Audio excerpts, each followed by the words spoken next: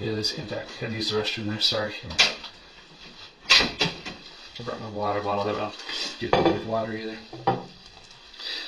I'm gonna recap with you kind of what we've talked about so far and kind of go from there. This is 26-year-old Elizabeth Archibeque, and this is her new best friend, Detective Forsman of the Flagstaff, Arizona Police Department, on March 2nd, 2020. Early that morning, Liz's mother-in-law called police, reporting that her grandson Deshaun was unresponsive. Shortly thereafter, police and EMTs arrived to find 6-year-old Deshaun Martinez indeed unresponsive, and unfortunately, despite their best efforts, he couldn't be saved. Immediately, Elizabeth, her husband Anthony, and her mother-in-law Anne Marie Sr. were arrested and brought in for questioning. Elizabeth's interrogation is just over 6 hours long and conveniently takes place in 3 separate phases. The first one, which lasted about an hour and a half, is admittedly pretty slow, as it was the info-gathering / rapport building phase. The detective was very mild and non-confrontational, got all of Liz's basic information, an idea of her and her children's day-to-day lives, and her version of what happened to her son that morning. Throughout this process, he did a great job of subtly building a relationship with Liz, making her feel like he's on her side and just wants to get this thing figured out, resulting in Liz telling a lot of pretty obvious lies and painting herself into several corners, which is really going to come back to bite her during this video, the second phase of the interrogation, the confrontation. Before we get started, there's a few things I wanted to quickly address. The biggest one is the audio in this interrogation, which when I received it was absolutely scuffed. But through the miracle combination of AI, anxiety, and Adderall, I was able to transform it into something remotely listenable. I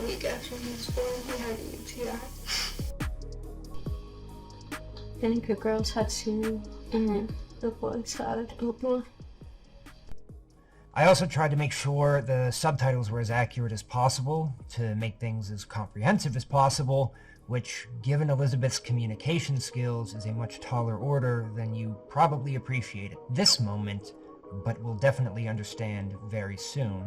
Also, this footage has a noticeable number of redactions in it, more than most interrogation footage I've seen, so I've done my best to skip past them as smoothly as possible. There were some segments, though, that were so long or so chopped up with redactions that I just had to skip them. I want to stress that the footage came to me like this, from the police department. I didn't do it, I'm just trying to work around it. All of this was very fun, and I enjoyed doing it. So if you end up liking this video, I ask you to please like, comment, subscribe, turn on notifications, share, whatever other thing they've added by now, as it really does help the channel immensely, and after the brief 7-month hiatus that I was forced to take, it needs all the help it can get. And if for whatever reason you feel compelled to go beyond that, I have memberships here on YouTube and a Patreon, both of which start at $1 a month. Now, with all that out of the way, let's get on to the interrogation.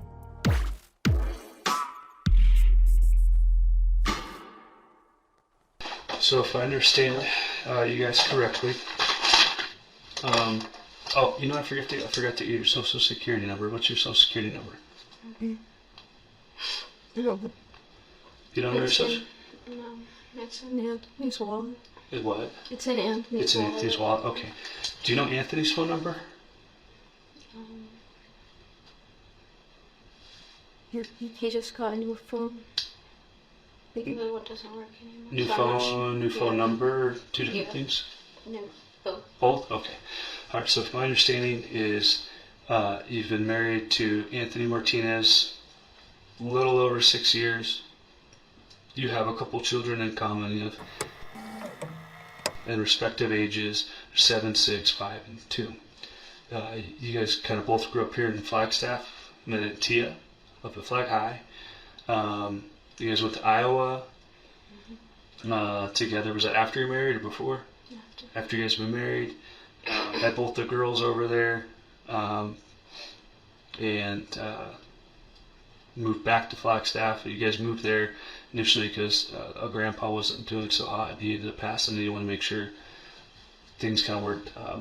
Sounds like times got tough financially over there and living situations and stuff like that. So you guys moved back to Flagstaff in your guys' van, and for the most part, you lived a little bit with his sister Anne Marie for a month or so, and then that house got up and sold, and then you've been living in your van in the evenings out at Belmont, and during the daytimes you guys would drive over to his mother's house. It was Anne Marie, we'll call her Senior, and that's off of Monte Vista Drive, and you're a single mother, and Anthony was employed, but was laid off recently because the boss up and sold business and just kind of left you guys high and dry. Since then, times have been tough. It sounds about right so far.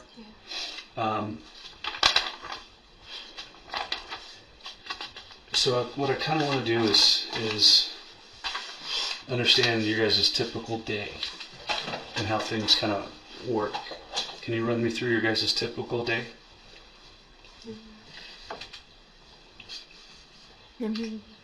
Everything's the same as this morning. I told you, and then you take. So what would be like a wake up time for you? What time do you normally wake up at? That is morning. I wake up at 11. 11 a.m. Do you set an alarm? Yeah. I get ready, and then at 12, everyone else gets up. We take my doggy to school. So when you get up at 11 on most days, what happens? I get ready. I'm not beside Anne Marie. I'm the only one up. Like all the kids. I'm so asleep. Sometimes Anthony's so asleep. Sometimes he wakes up to And what does getting ready look like? For me personally? Yeah. Then get dressed, seal my hair and my brush my teeth,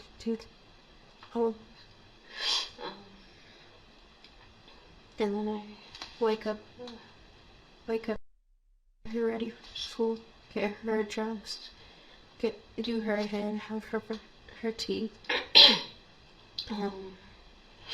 So when you're getting her up, how's that work? Like, pick her up, come here. How's it work? I usually pick her up. She's the heavy sleeper, and talking to her usually doesn't. And how old is she again? She's 2? No, she's the 4. 4, sorry. So you pick her up, and then you take her to the bathroom. What she happens in the usually gets bathroom? dressed in there. When I brushes her teeth while I do her hair. Sometimes that.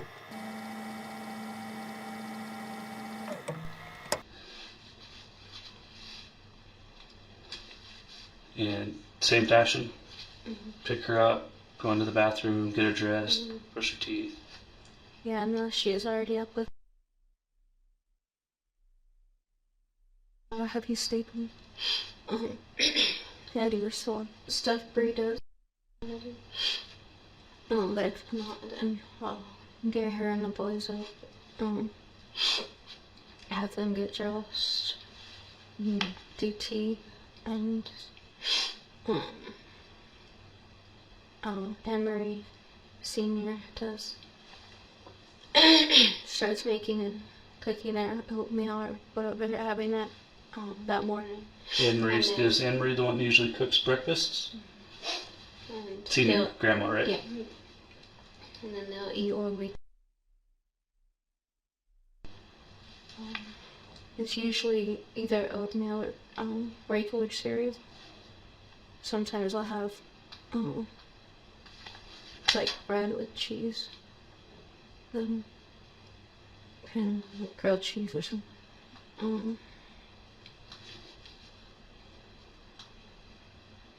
And once we get back.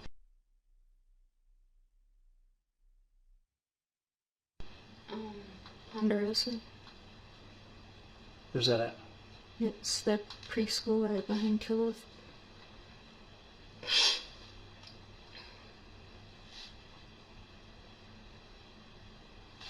I'm sorry, I cut you off. Who takes food to school?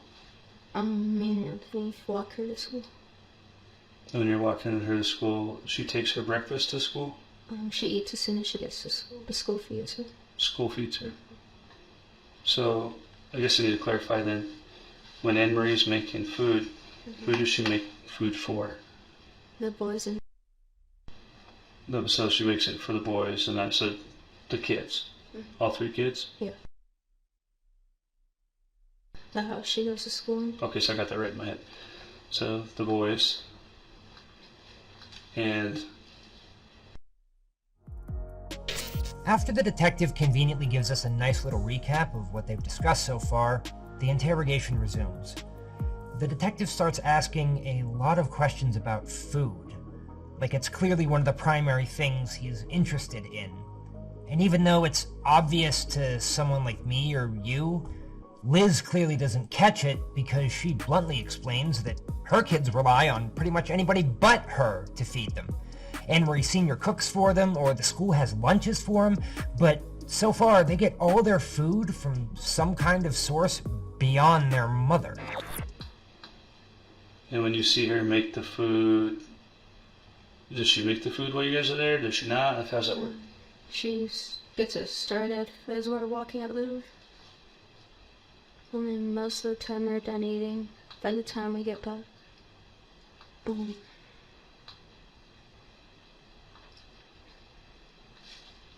And then sometimes when we get back, we'll eat. Sometimes they don't eat so much. You say we, who's we? Yeah, Anthony. How come?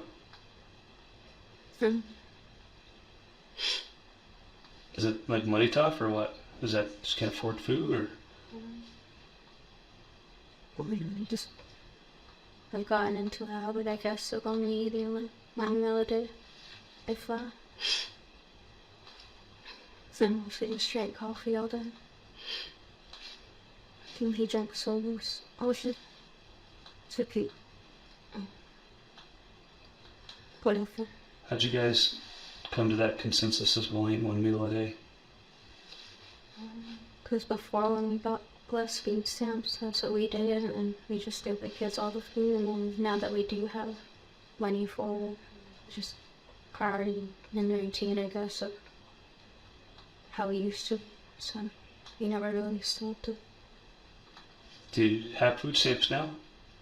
On the 7th. Every 7th? Who goes grocery shopping? Usually, Dinner Marine Training will take me and Anthony in her car. So that they food for sometimes for a week, sometimes for just help them. So Grandma takes you and Anthony? No, his sister, the little one, Junior. Yeah. Sorry. Junior Anne Marie.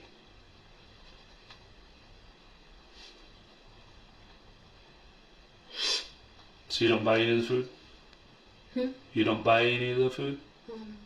Just with food stamps. So you do go shopping? So you shop with the food stamps? Yeah. Well, with that we'll get money. Like, actual money. What do you mean? They have an app that if you buy food you get like regular actual money back. So if I send them enough food and get like $20 back for however much flavor. So with the food stamps, you buy the food that qualifies for the cash back? Yeah. Okay.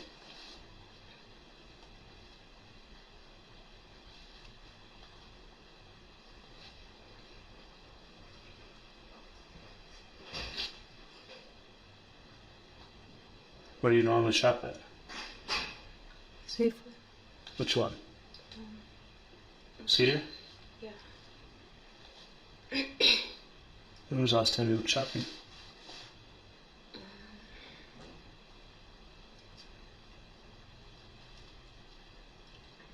What the hell is so?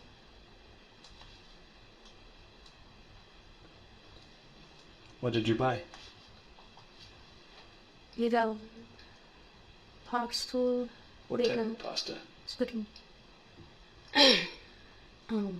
Sauce. And rice. The steak fancy. I dropped already. Rice. What's it called? Let's take those big bags of rice I actually have to like cook, not the microwavable. You know, like the Uncle, what was his Uncle Ben's, not one of those with the actual cooking rice. And then, what else?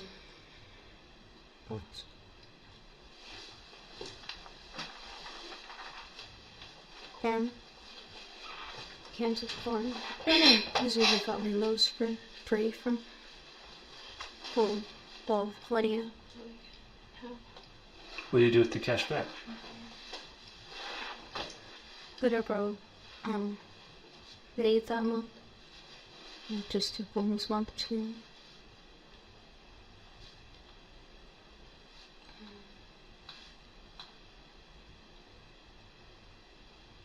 Before the end for time, that was PediaSure 1000 usually. So who goes to school? So this part of Liz's story is actually pretty interesting to me, because for everything she's claimed, you could kind of take it one of two ways. On one hand, as anyone who's ever been on food stamps in the United States can tell you, myself included, the government really doesn't want you turning them into regular, unrestricted money. That's why the programs of food assistance and cash assistance, where they do just give you regular, unrestricted money every month, kind of like the stimulus checks, sorta, are separate and require individual applications and approvals and all that stuff. Like, if you're not familiar, you can't take a food stamp card into a grocery store, buy a stick of gum, and then ask for $50 cash back and have it all deducted from your card. Like, it won't let you. So, for Liz to obtain any kind of tangible cash money out of her food stamp allowance would definitely require knowingly stepping outside the bounds of the program. And avoiding all the automatic preventative measures that are in place to prevent that from happening would take a good bit of effort and creative thinking. Two things that Liz hasn't shown a particular aptitude for, which makes it all the more surprising. I know there are apps that you can get like a small amount of cash back on certain goods that sometimes might be covered by EBT, but that's very little money, and this sounds more substantial and consistent than that to me. Now, on one hand, you could choose to look at this in a positive light. Her as a struggling mother being frugal in her circumstances to get the most out of what she has, and using the extra cash to help make it through the rest of the month, as she claims. But you could also look at this as someone going through a lot of effort to turn a good amount of government resources intended solely to provide food for her and her kids into a much smaller amount of untraceable money that she could spend on whatever she wanted. Same goes for the food she said she was buying. Pasta, sauce, bags of rice. This could be a mother trying to stretch her benefits as much as possible, getting the largest amount of the most filling, carb-heavy foods she can.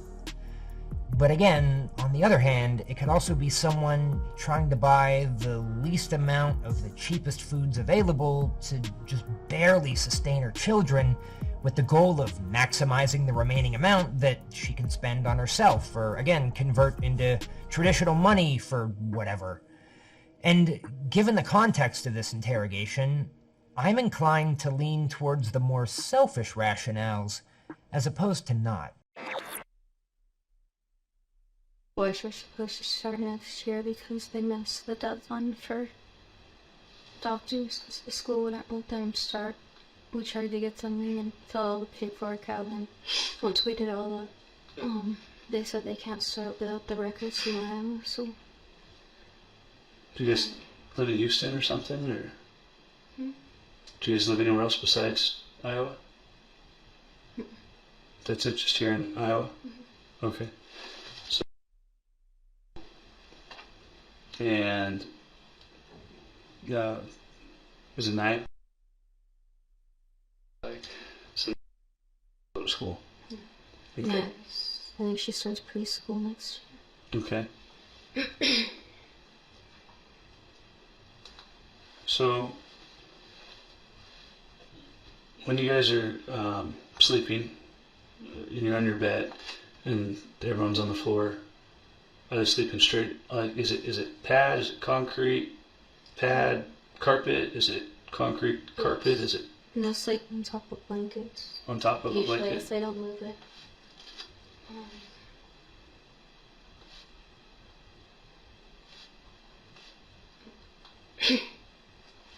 So you just put 4 blankets down?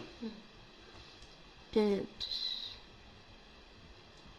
I think it's mostly the girls that use those because the boys like to be on the actual floor. It's like a thick carpet. So they're not like on like the lot, but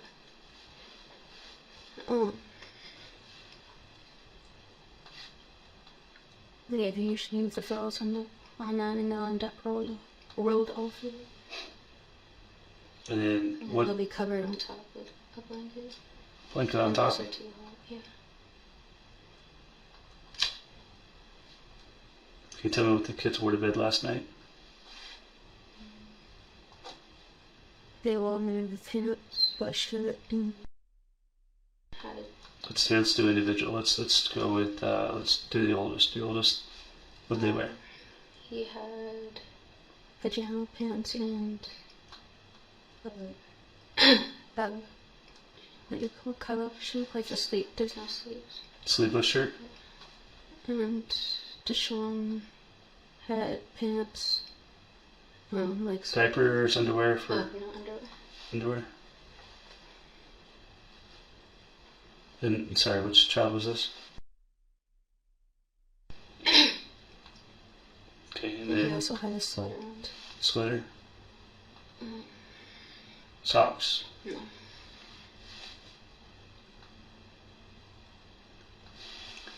And Deshaun had sweatpants on. And a long sleeve short buttoned over. Pants. Long sleeve shirt. Any undershirts? Underwear? He Socks? Anything else? And the next one is it She was wearing capri pants and a tank top. And underwear.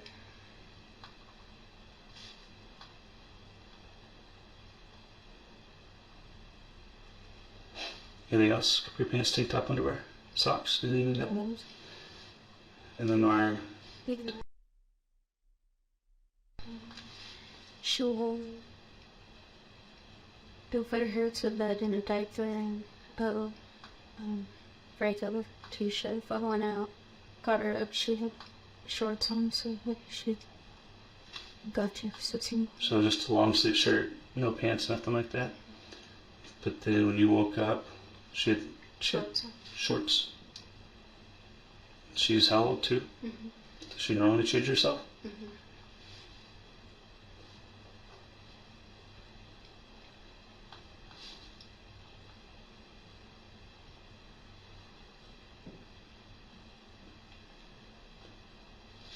Okay. On days like Saturday and Sunday when school's not in session and you guys don't have to walk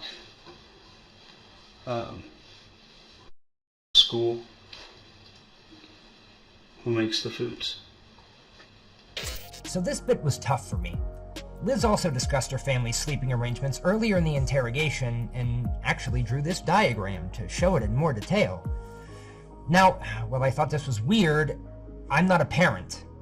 And while I've never let a lack of first-hand experience stop me from commenting on something before, I wanted to ask some of my friends that actually were parents, particularly with multiple kids, if this seemed weird to them. And I got a variety of responses. Everything from, my children would never sleep on the floor while I slept on a bed, to, kids are dumb. I could see them wanting to sleep on the floor. Anything as long as they're quiet. So make of that what you will. But I think that While not necessarily abuse on its own, when considered together with all the other things that we know about how Liz treated her children, it seems pretty fair to include in the conversation. Getting Anthony or Henry. Anthony and Marie. So you don't do any of the cooking whatsoever, like ever dinners or nothing? Nothing. He's always been a shuffle.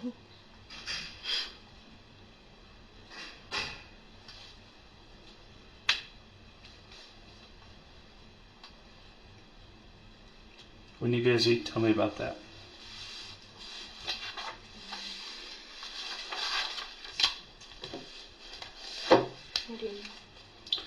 Do you guys have family dinner? Does one kid eat at a time? Will you guys eat at a table, on the floor, on the bed, on a couch? Me and Anthony usually in the living room on the couch that's right next to the dining table. And the girls will sit at the table and they'll eat first, and then the boys will, because... Girls eat first? Yeah. That table? The dining room table? Yeah. And then the boys will eat at the same table when they're done.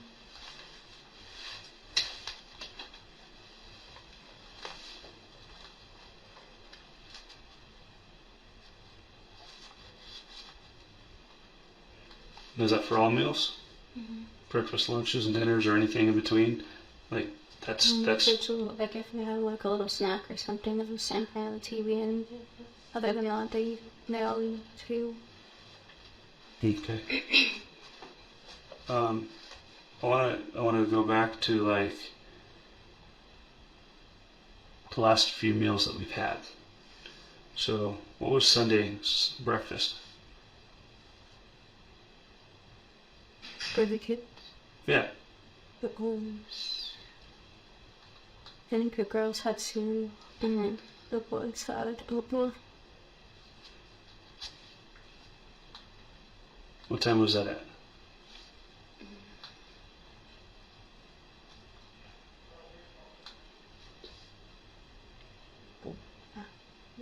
The make a good blood.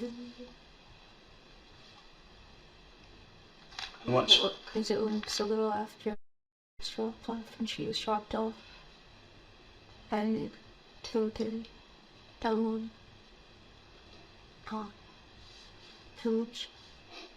How much cereal did each girl have? We each had a bowl full.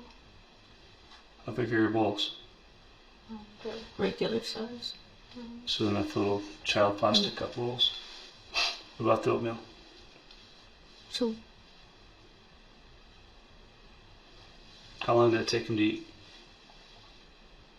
Does the girls eat first, right? Mm-hmm. How long did it take the girls to eat? girls, I don't think they were at the table for like maybe 10-15 minutes because they weren't eating. So they just got down and the boys started eating it right after me. So 10 to 15 minutes they just sat there? Didn't eat? Yeah, usually when the baby's there. Yeah. Did what? Usually when the baby's there, then food is like the last thing in the meal. Okay. So, what time do you think the boys ate then? Right when they got down from the table, so...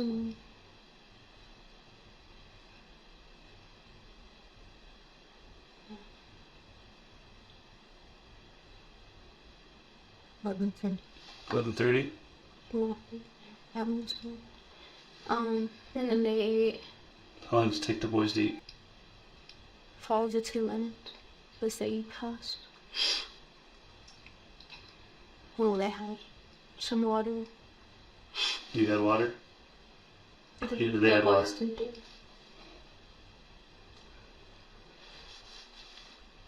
What did the girls drink? Food.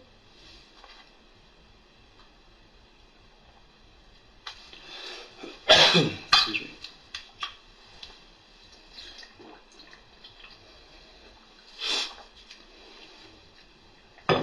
You must have a cough attack. Sorry.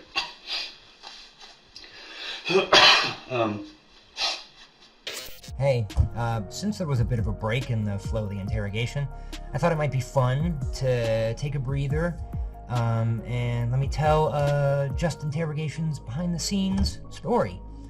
When I was trying to fix the audio for this footage, I ended up with like 12 separate audio tracks, each 6 hours long, but ever so slightly different due to all the squashing and stretching from editing, and I actually used Detective Forsman's cough attack as a sort of audio landmark to adjust each track to make sure that they were exactly the same.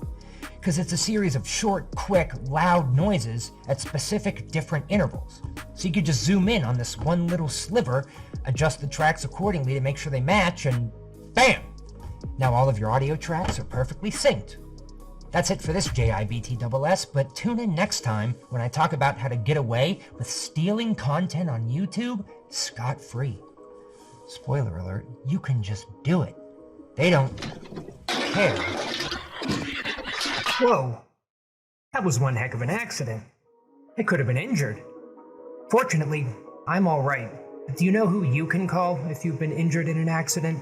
Morgan & Morgan, America's largest injury law firm.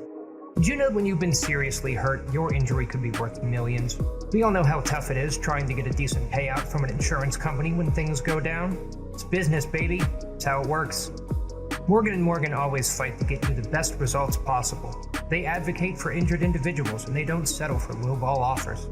In the past few months alone, they've gotten 25, 34, and 40 times the highest insurance offers for their customers, including a settlement of $26 million.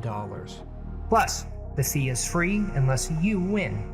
So, if you've been injured, you can start your claim with just a click at forthepeople.com/justinterrogations. Or click my link in the description or pinned comment below.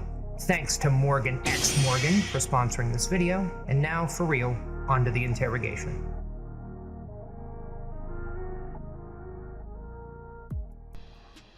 What was the next snack or meal? Did you eat breakfast? Yeah. Anthony eat breakfast? They had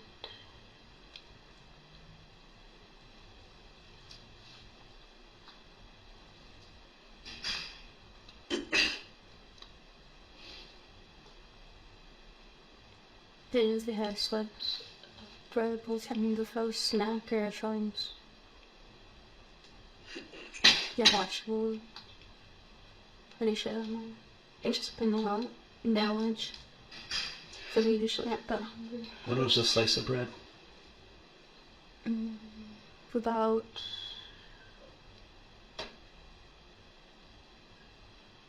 we were saying like a minute too, it wasn't that long after. Who had a slice of bread? Just the boys, the girls didn't leave them. And then, Only the boys? yeah.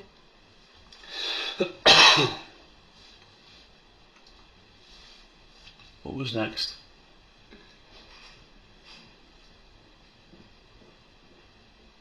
Rice for dinner.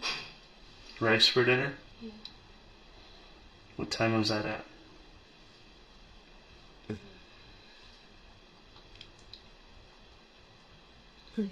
Hi, 37.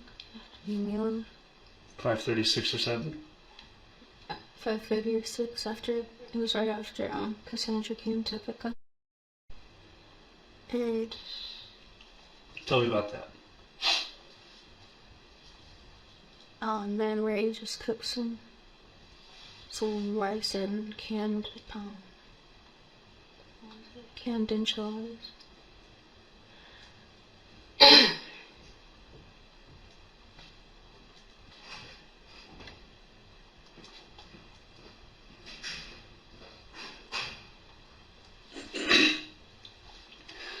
After she cooked, who ate first?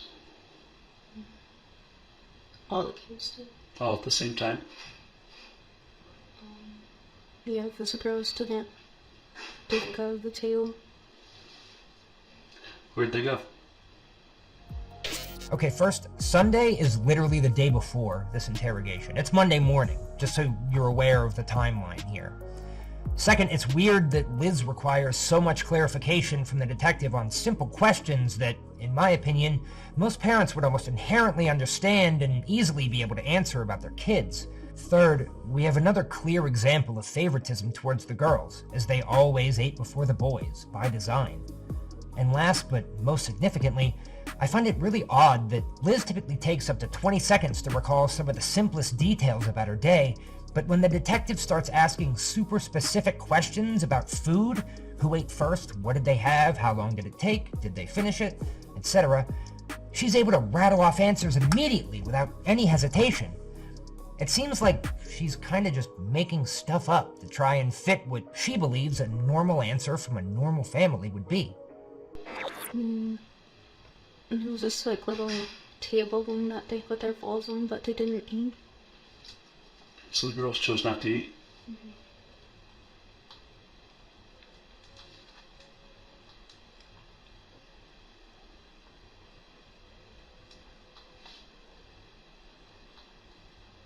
What about the boys? They ate them. Hmm? They ate them at the table. The big table. What did they drink? Water.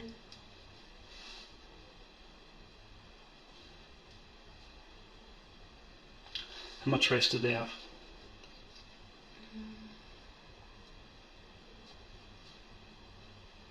I know for sure they had a bowl full of each. I'm not sure if they got seconds or not because I had taken the girls into the pot. What about enchiladas? Do they have any enchiladas? I'm pretty sure. Yeah, they will look very soon.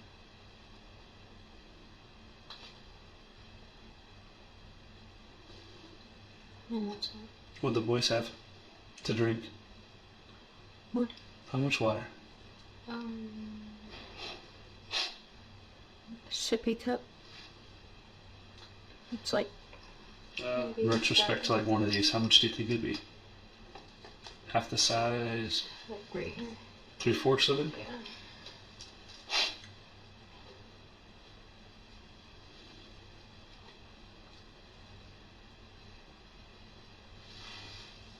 And that was dinner? Mm-hmm. Was there anything eaten after dinner? Mm-hmm. Okay. That's Sunday, right? Mm-hmm.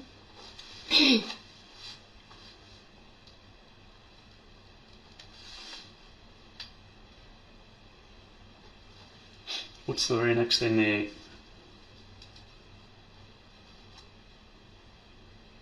No. Hmm? Nothing. No, they We ate found him. That was when I found him was home. So nobody ate today? Nope. So in this Sunday course of meals, did you watch your kids eat those meals? Did they eat it?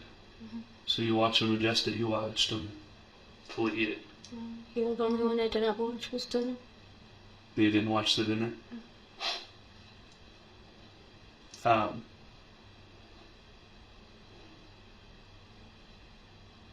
Is Sundays and Mondays, is this typical? Mm-hmm. So it's about the same proportion, same stuff, same time frame? Mm-hmm. Yeah. Do you remember Saturdays? Mm-hmm. What can you tell me of Saturdays meals?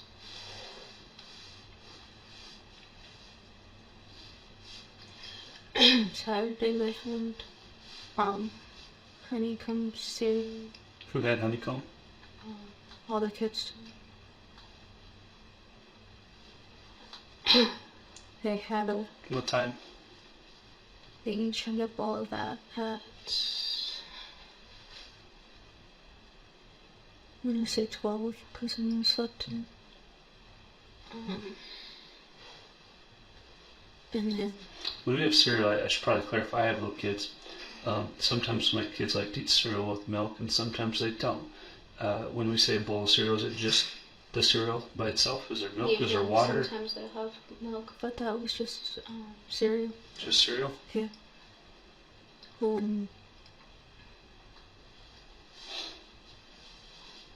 Mm-hmm. What about on Sunday when they eat their breakfast? With cereal, the girls. Was that with milk or was it water or just by cereal by itself? Girls have plain with Kool-Aid. They had their cereal Kool-Aid? The Kool-Aid was mixed into the cereal? No, they just drink it and while they eat the cereal. Okay, so cereal is plain. Yeah. Okay. Okay, so honeycomb cereal at about noon on Saturday. You can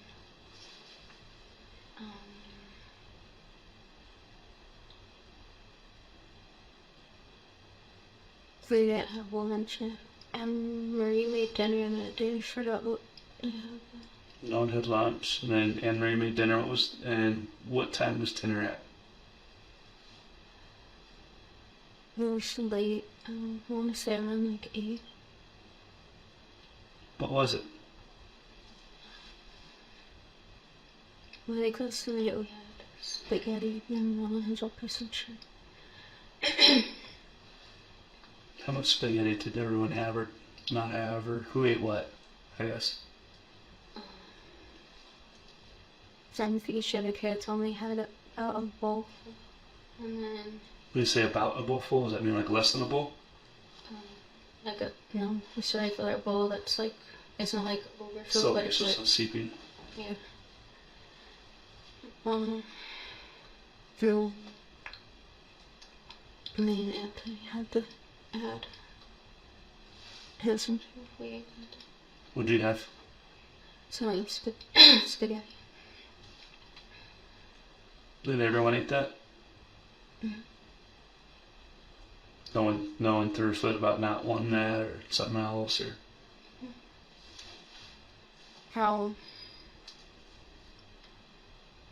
Yeah, well, dude, it was either that day or the day before. The boys had some, like, chips too. They might have been that day. The veggie straws is what it's called. Based chips. yeah, no, those are we eat those every once in a while. Those are good. So what about Friday? Yeah.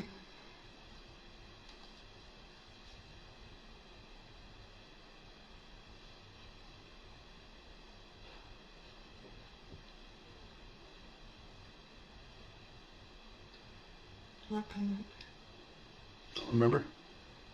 The kids had, the girls had still, the boys had oatmeal for breakfast, but other than not having them thirsty. Because they usually eat the same things for breakfast.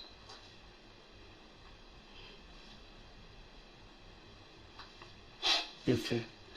How often do your kids tell you that they're hungry? The longer the detective continues to ask these rapid-fire questions, the harder it is for Liz to keep making up believable answers, and as a result, her answers become more generic.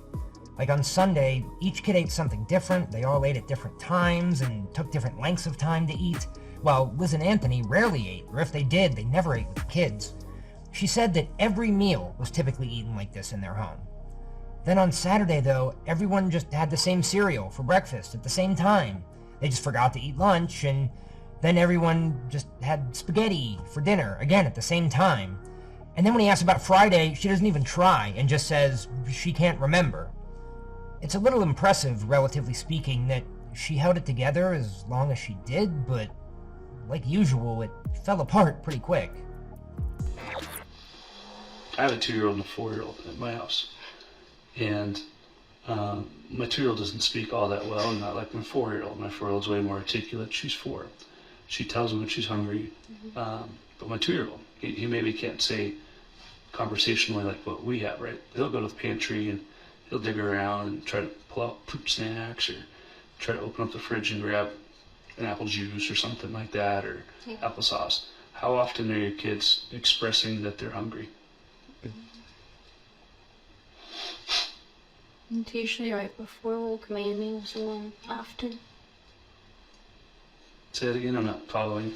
It's usually like right before, because they know generally around the time of day we eat, so if food's not ready, like before they say something, then they'll say they're hungry. And then the boys, after they eat, sometimes they'll still say it, but I stop giving them more after because they'll eat until they throw up. Tell me more about that.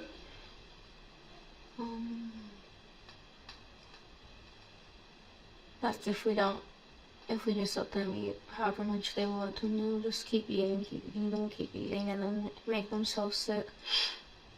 They did it a lot at Henry Jr.'s house. When was the last time that happened?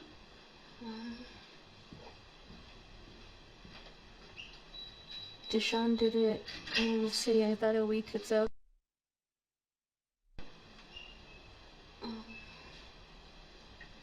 Where was that at when that happened? That was at Henry's. Senior? Yeah. I refer to her grandma as now. That is that okay? Mm-hmm. All right. So,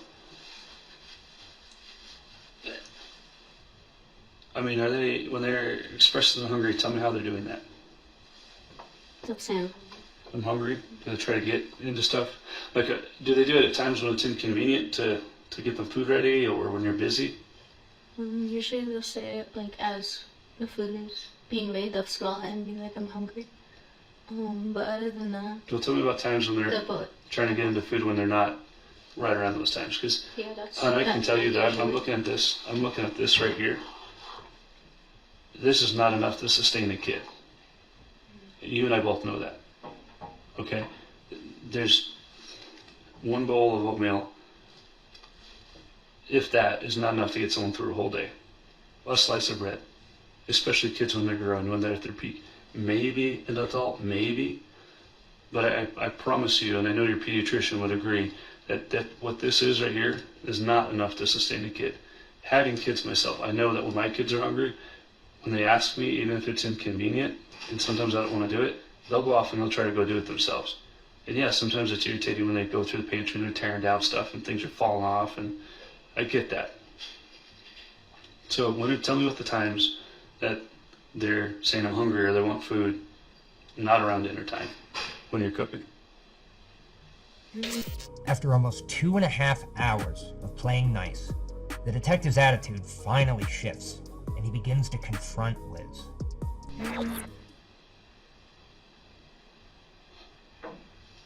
And I'm about to go belly based on medicine rules. The boys will just go and get food go.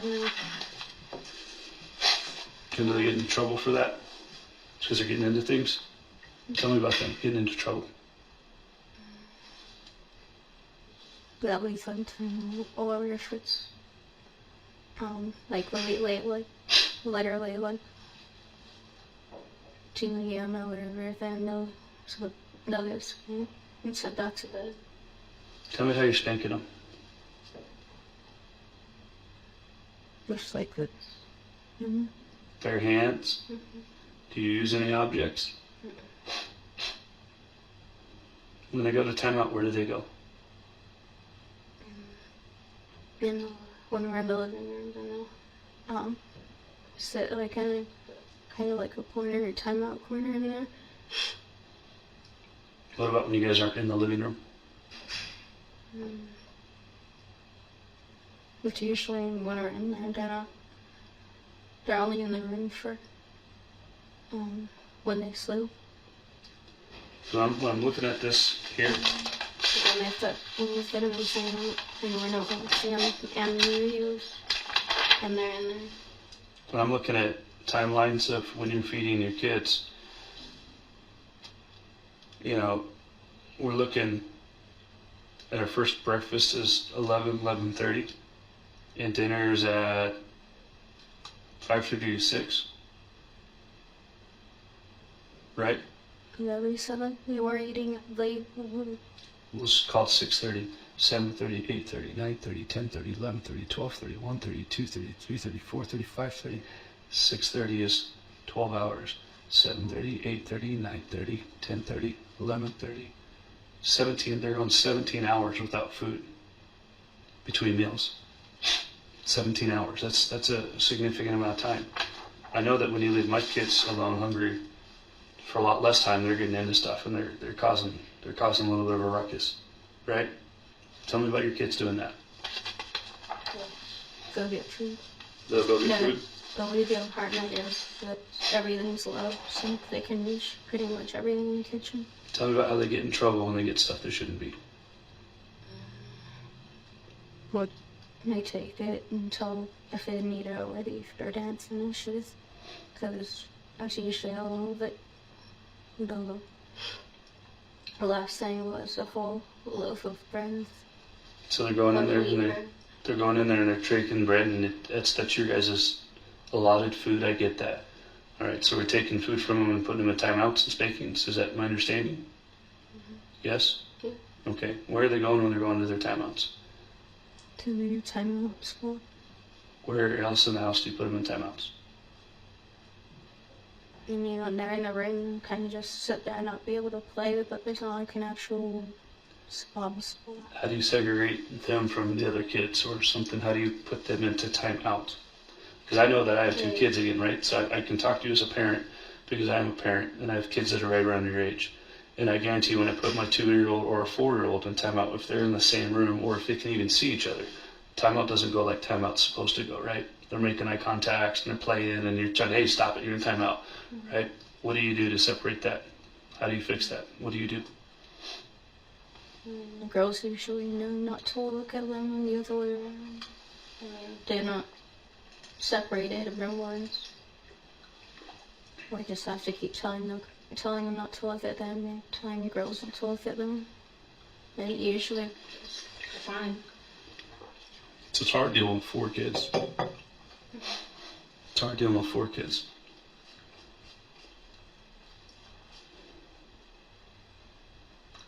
Like you and I both know that it's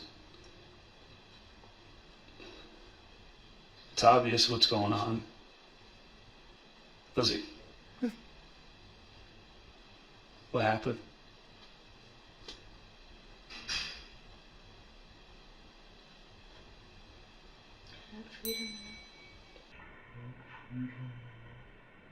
Why don't you feed him enough? What's going on?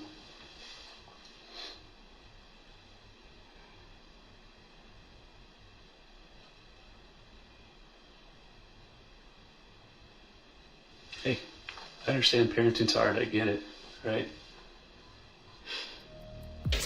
The detective doesn't even bother asking if the kids were inconvenient, if she got angry when they got into things, or if she also punished them physically in addition to the timeouts.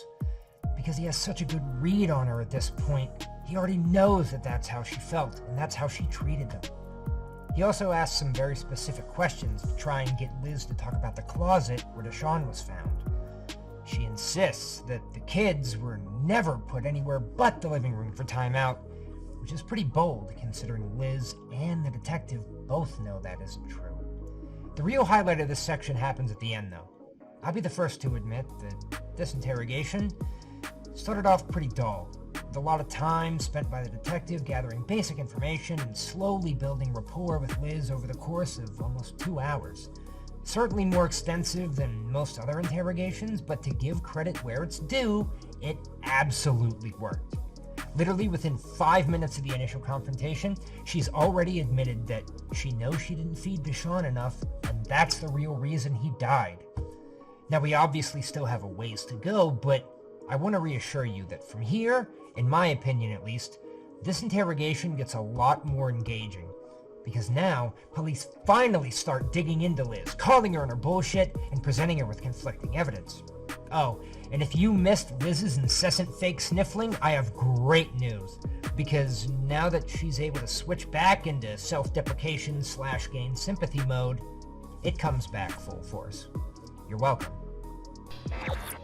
Didn't even realize how bad though I thought it was doing you. I thought I was giving him enough.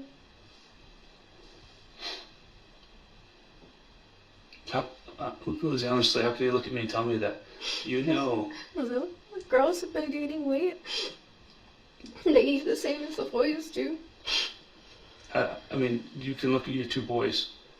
and you look at your girls and you look at other 4-year-olds and you look at other 6-year-olds, and they are obviously not the same.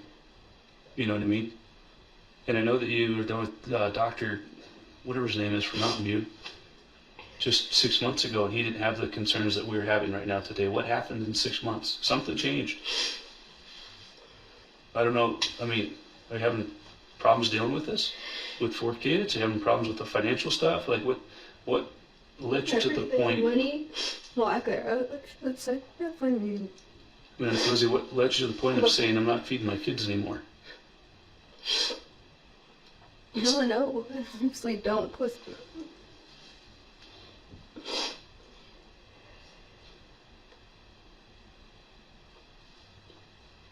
Can I level with you a little bit? Terrible mom. No. No, not for years. No, I'm not saying anything about you being a terrible mom. It's obvious, isn't it? No, but, you know, one of your kids is saying that just this morning you guys spanked Deshaun for getting up. Whereas the sun was coming up for trying to get food and whatnot. I haven't even seen him this morning. Until it was too late. I know you know about it. You know about what? Him being spanked? I had slept with him this morning. Will the Anthony spank him then? I don't know. He hadn't told me he did. It wasn't up earlier, or I would have known.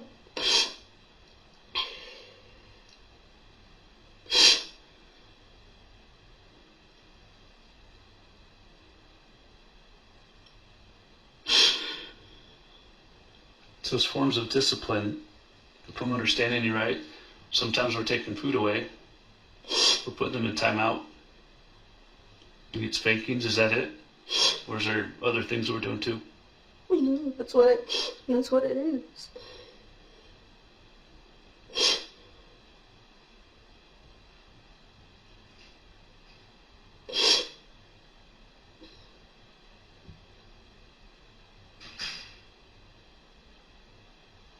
When you told me, you said, I know I'm not feeding him enough. What makes you think that?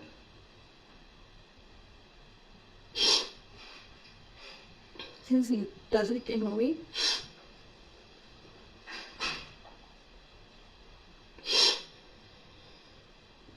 What about more specifically over the last couple months? Again, when we talked to Dr. Bosch, I think it was Dr. Bosch, he expressed they're a little bit underweight, but nothing to the grave danger of malnutrition. You're going to die underweight. So what changed these last couple months?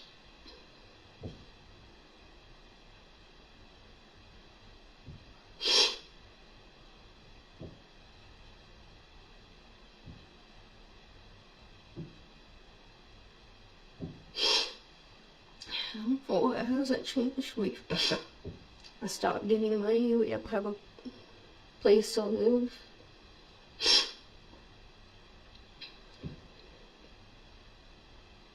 Puts a lot of stress on you, huh?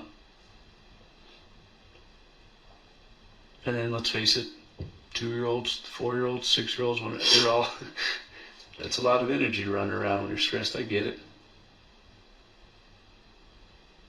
It is, but I didn't mean to kill them. No, I don't be said that. So what's up with these diet pills then? These Those are caffeine pills? mine. I was taking them to lose weight, that's it. You're taking them to lose weight? Yeah. Why do you think you need to lose weight?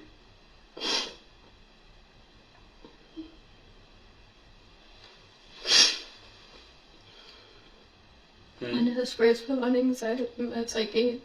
What? When I was first put on anxiety medication, I gained like 100 pounds, and I was like not 200 pounds at one point. And ever since then, I've been trying to get as small as possible to never feel like that again.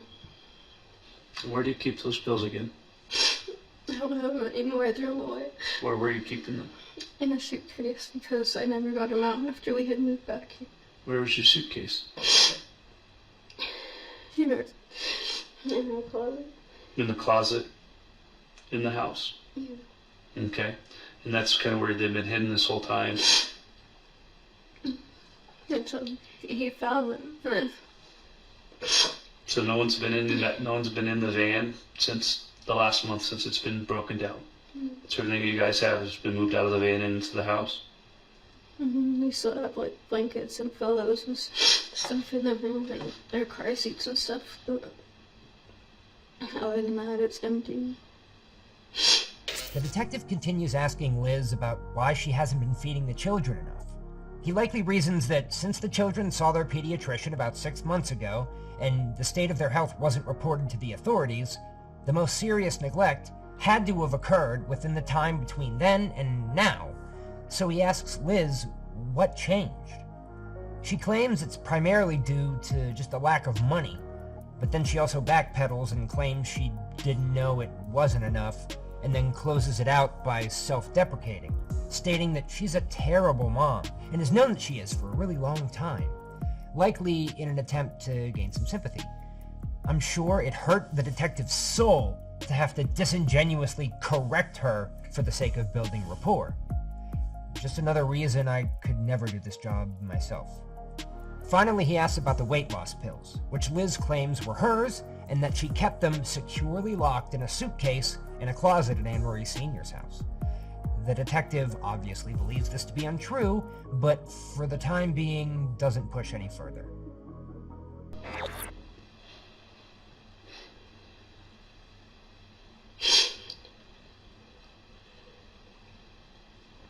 Listen, when you look at your kids, you can see them smaller, you can see them getting smaller.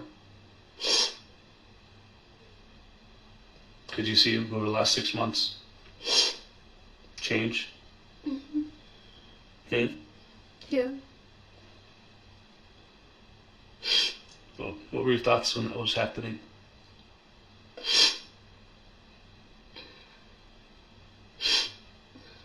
That we need to do something to help them gain weight. So we told Anne Marie that when she'd make them stuff like rice or pasta or something to add, I needed oatmeal to put butter and stuff in it. And it's like the fat, I guess.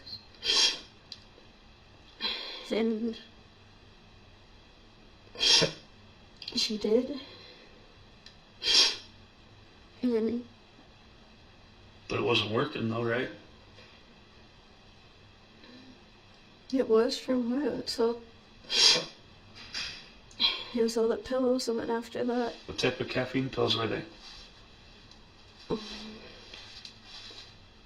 don't know, just over the counter also items from Walmart. What were they called?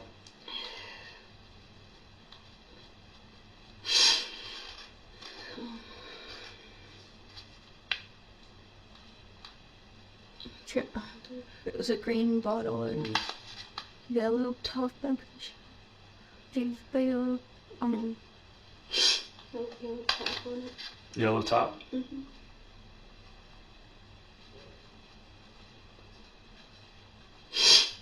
And fills themselves with green bottles. Was they? I know you said you didn't mean to kill Deshaun, I didn't.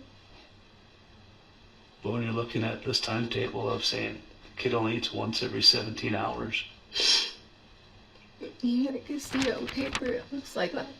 Fucking swear on everything. That was not my intention for any of them.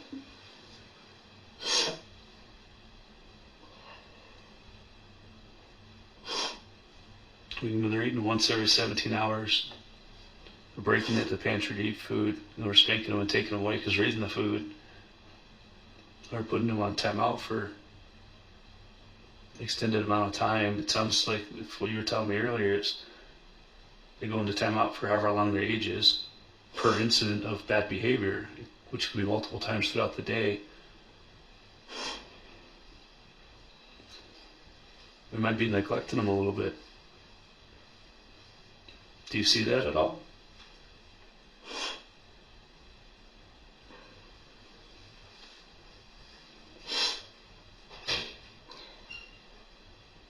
So,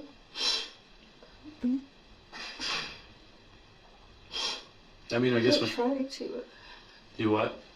So I guess so. I don't know. It's not what I was trying to do. I was trying to go to raise them to be a parent, obviously, and a shit one that deserves to die too. But I still trying to. I get it. I failed.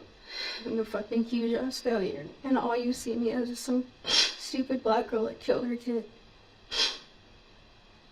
And I'm sorry. Those aren't my words. As accurate as they may be, You don't have to. It's all his, isn't it?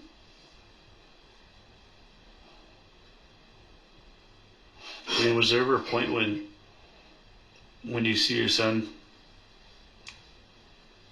shrinking up, you're thinking, this needs to change, or he's gonna die?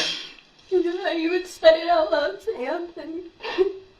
Never get to do for me. That's why he told me as soon as he gets some food stamps, like he's gonna be on a fucking PediaSure diet and taking him to Phoenix and all this other stuff.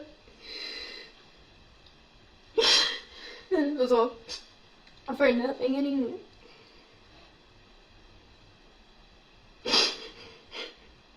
I can tell you love your kids. You have a mother's heart. I get that. And you can tell it wasn't your goal to hurt your children. I get that. I never wanted them hurt. Ever since they were born, I only wanted the best for them, and I was never able to give them that. Has this been hard on Anthony? Not necessarily his son dying, but just this last 6 months?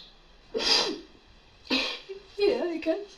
He doesn't really show his feelings or anything, but I know he's a lot stronger than I am. He hasn't been in and out of facilities his whole life and fucking snake with belts his whole childhood.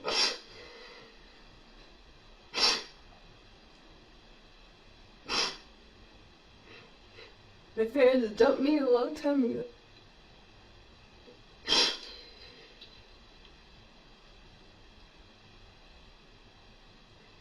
Do you think, I mean, seeing how his child was all locked up and stuff like that, do you think maybe Anthony did something?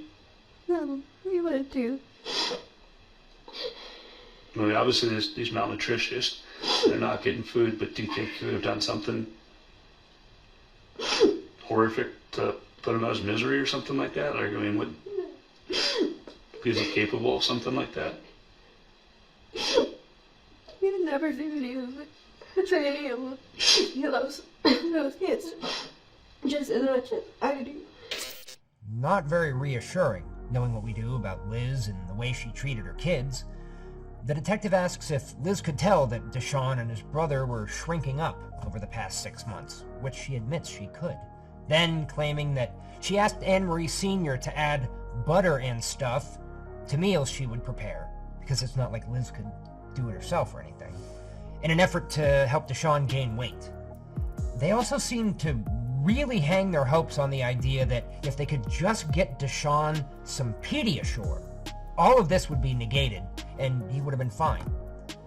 As she continues to try to make herself out to be a concerned parent who really did care, claiming she'd tell Anthony all the time that they needed to do something. She's also inadvertently building a case against herself for negligence, as she essentially admits that she knew something bad was going to happen, and despite claiming to have asked Anthony to do something about it, she clearly didn't take the initiative to do anything herself. The detective also further demonstrates his understanding of how Liz and Anthony truly felt towards their kids when he asks, "Has this been hard on Anthony?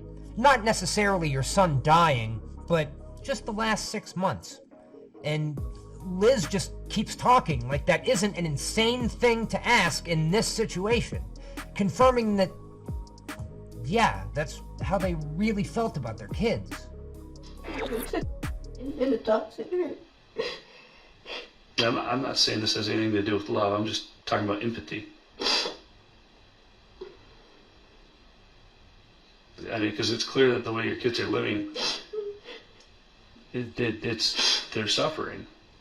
They're not eating. They're not getting the nutrition. They're not, they, you know, I mean, they're literally dying of starvation, slowly. I'm just making sure that what you guys weren't doing is prepping them to get there faster.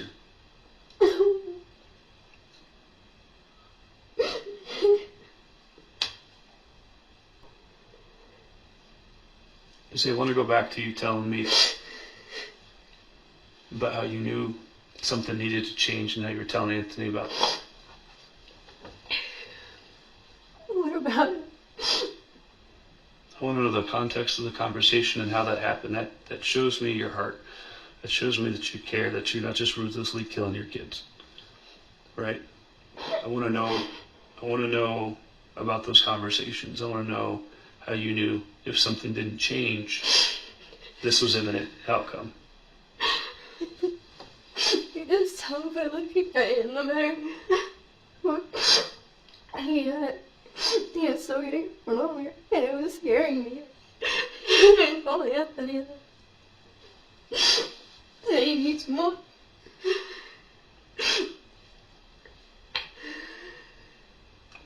I'm having a hard time hearing you, honey, and I get it. There's some Kleenexes. I heard that it was scaring you and you were trying to tell Anthony something. That's why I told him that I need to do something. Either give him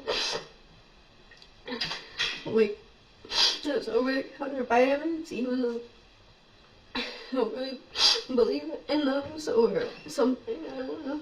And that's when he came up with PediaSure, and I was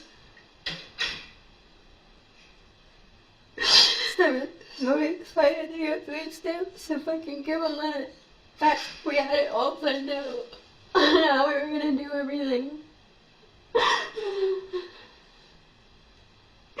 We just weren't sure it would have worked.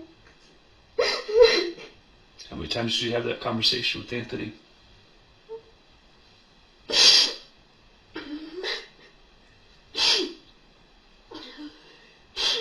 I don't know. I said it once, just like offhand these things. And we need to figure out how to get his weight back up. And a little bit, a couple days or something after that is when we... How long ago was that?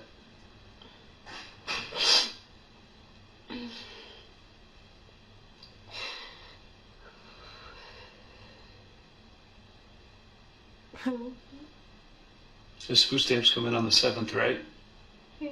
Then you got him on the last 7 days, what, the 2nd and 3rd? That was probably last week when we made the plan. And I've been saying stuff about his weight for a while, but they never came up with a full-out written and well thought-out plan about exactly how to do everything and with what, and with his last month is when we were just gonna give him as much starch as and we could, and to see if that helped, and butter and mayo and that kind of stuff. What was Anthony's response every time you bring this up to him? Because I know this conversation didn't just happen just once, you know what I mean? I know as a parent who loves their children, when you see something happening to your kid, you want to remedy it, you want to fix it. And when you can see a gradual decline over the last 6 months of your child, I am hard-pressed to believe that you didn't just say one time passing, no, we probably should fix his weight. I think this was a continued conversation, right? Right, Lizzie? Yeah. So tell me about those conversations. Tell me how Anthony would respond. Yes, but yeah, he knows that he'd like look up different stuff to try to give him, or we were supposed to be in a house by now, and everything was supposed to be so much better.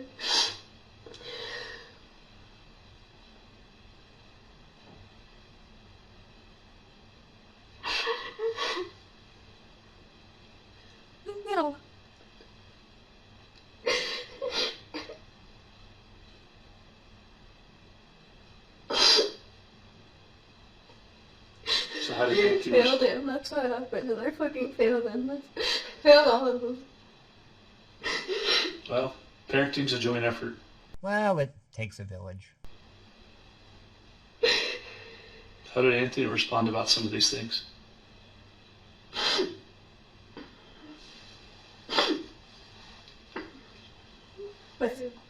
Good. I don't know, trying some of them. We started I knew I would take it. I'm having a hard time hearing you, hon. I just came up with trying to get him PediaSure. a diagnosis in Phoenix. Or get some kind of help from them in Phoenix. Did you guys try to? That happened when you... Have you guys tried doing anything besides food stamps? Did you try going to food banks or Catholic charities or churches or your pediatrician?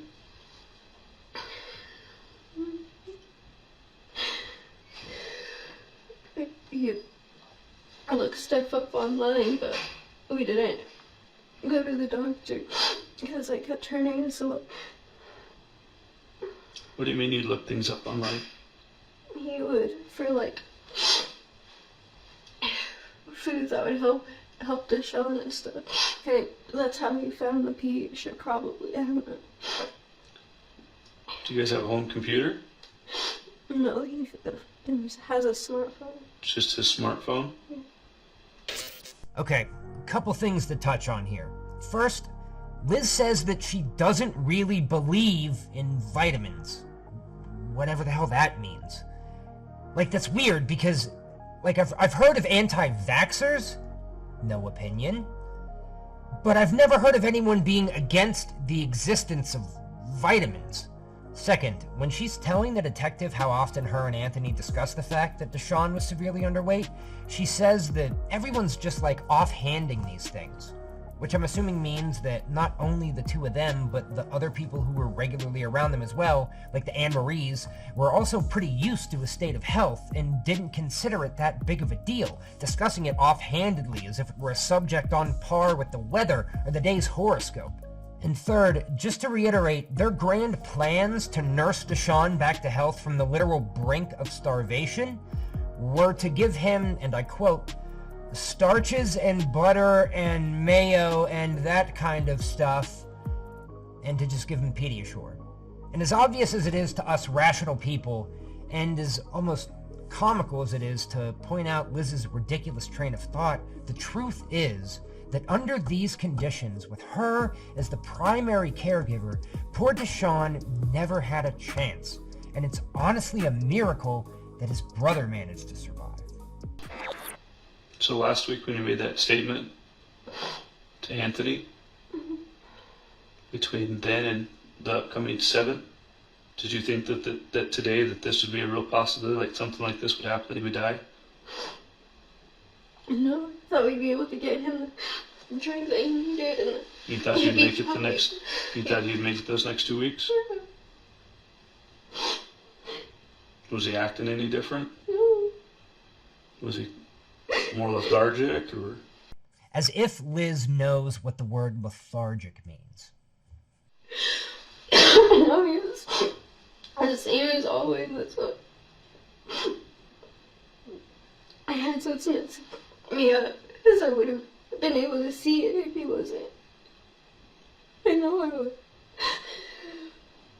I thought once we got out of the streets, everything would be so much better.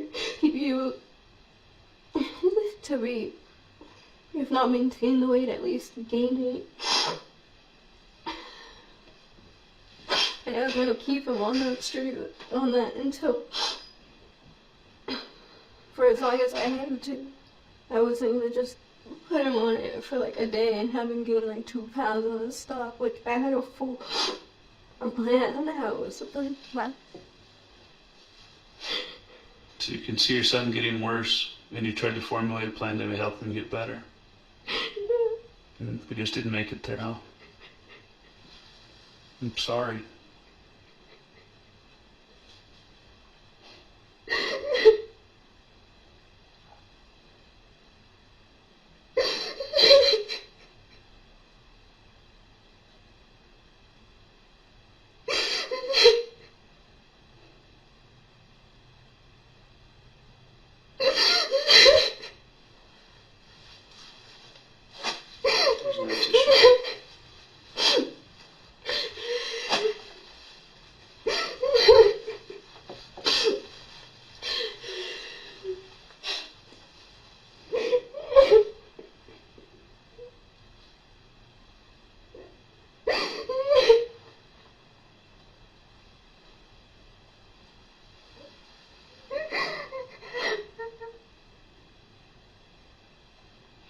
Let me give you a moment. I'll give you one. I'll be right back.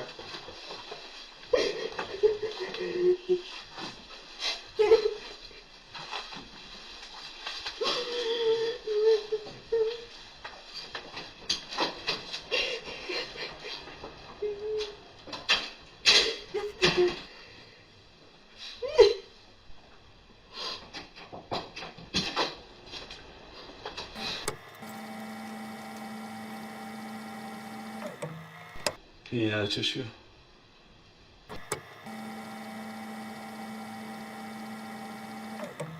Hey, Lizzie. That's when we talked to Dr. Boss. You know, he said you guys' last appointment was like 6 months ago. And kids were obviously a little underweight and whatnot, but it wasn't a grave concern of his right away, or else he would have called us. And it wasn't to the point where we're at today. And so something turned and something changed a little bit, and I just don't know, and I'm having a hard time figuring out if it was like something changed in the last week, the last month, the last 6 months, the last 3 months. And so I want to ask you more about those anxiety diet pills. This segment, in my opinion at least, marks Liz's most convincing cry of the entire interrogation. There's a chance this could be genuine, considering she's finally using the tissues a little bit, although only when directly given them by the detective, and that she needed a minute to compose herself because she was just so heartbroken about what happened to Deshaun. But at this point, if it is real, I think it's more likely to do with the fact that she's realizing after all this time, the detective didn't really buy a word of her story. Now that she's being directly confronted and he's straight up telling her he doesn't believe her, she's realizing that she's way more screwed than she initially thought. And this is a trend that's going to continue because as these confrontations become more and more effective at breaking Liz down and getting her to confess, the detective just keeps them coming and continues to turn up the heat. Where did you say you kept them at? You were in the suitcase.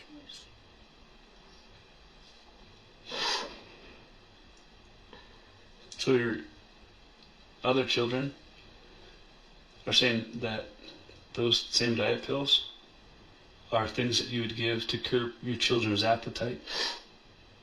Tell me about that. And Deshaun said he thought it was candy. Yeah, and he thought it was candy, but I've never given any of them. Well, how come your 7-year-old and your 4-year-old are telling me differently? I don't know, unless they're like, yeah. Hmm. I don't know. I don't give them pills unless they give them vitamins. So you're saying you weren't giving that to curb their appetite? No, not at all. Or to help with their appetite? Or as a supplement for their food? So they I'll go under oath and say that I haven't because I've never done it. So we don't know why we're getting that information from your kids?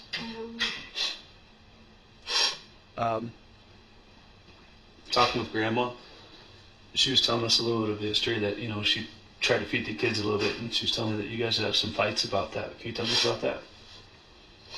What long of feeding? Mm-hmm. What were those fights about?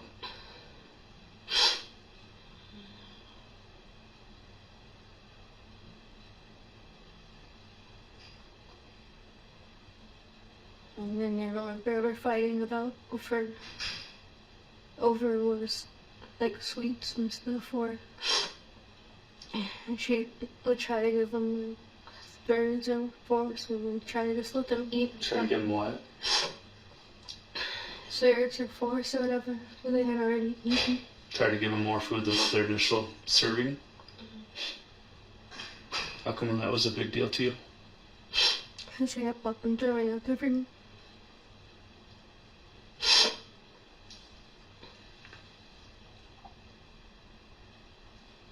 So when they'd eat too much, they would throw up, and you didn't want them to throw up, and that's why you're telling Grandma portion control? Is that what I'm understanding? Yes.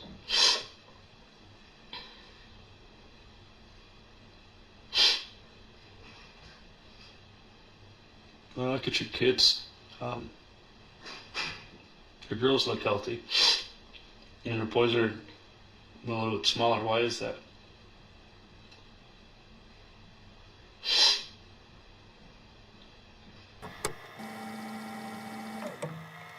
Gained weight since she started school because they eat there. And like 2 meals before she gets home.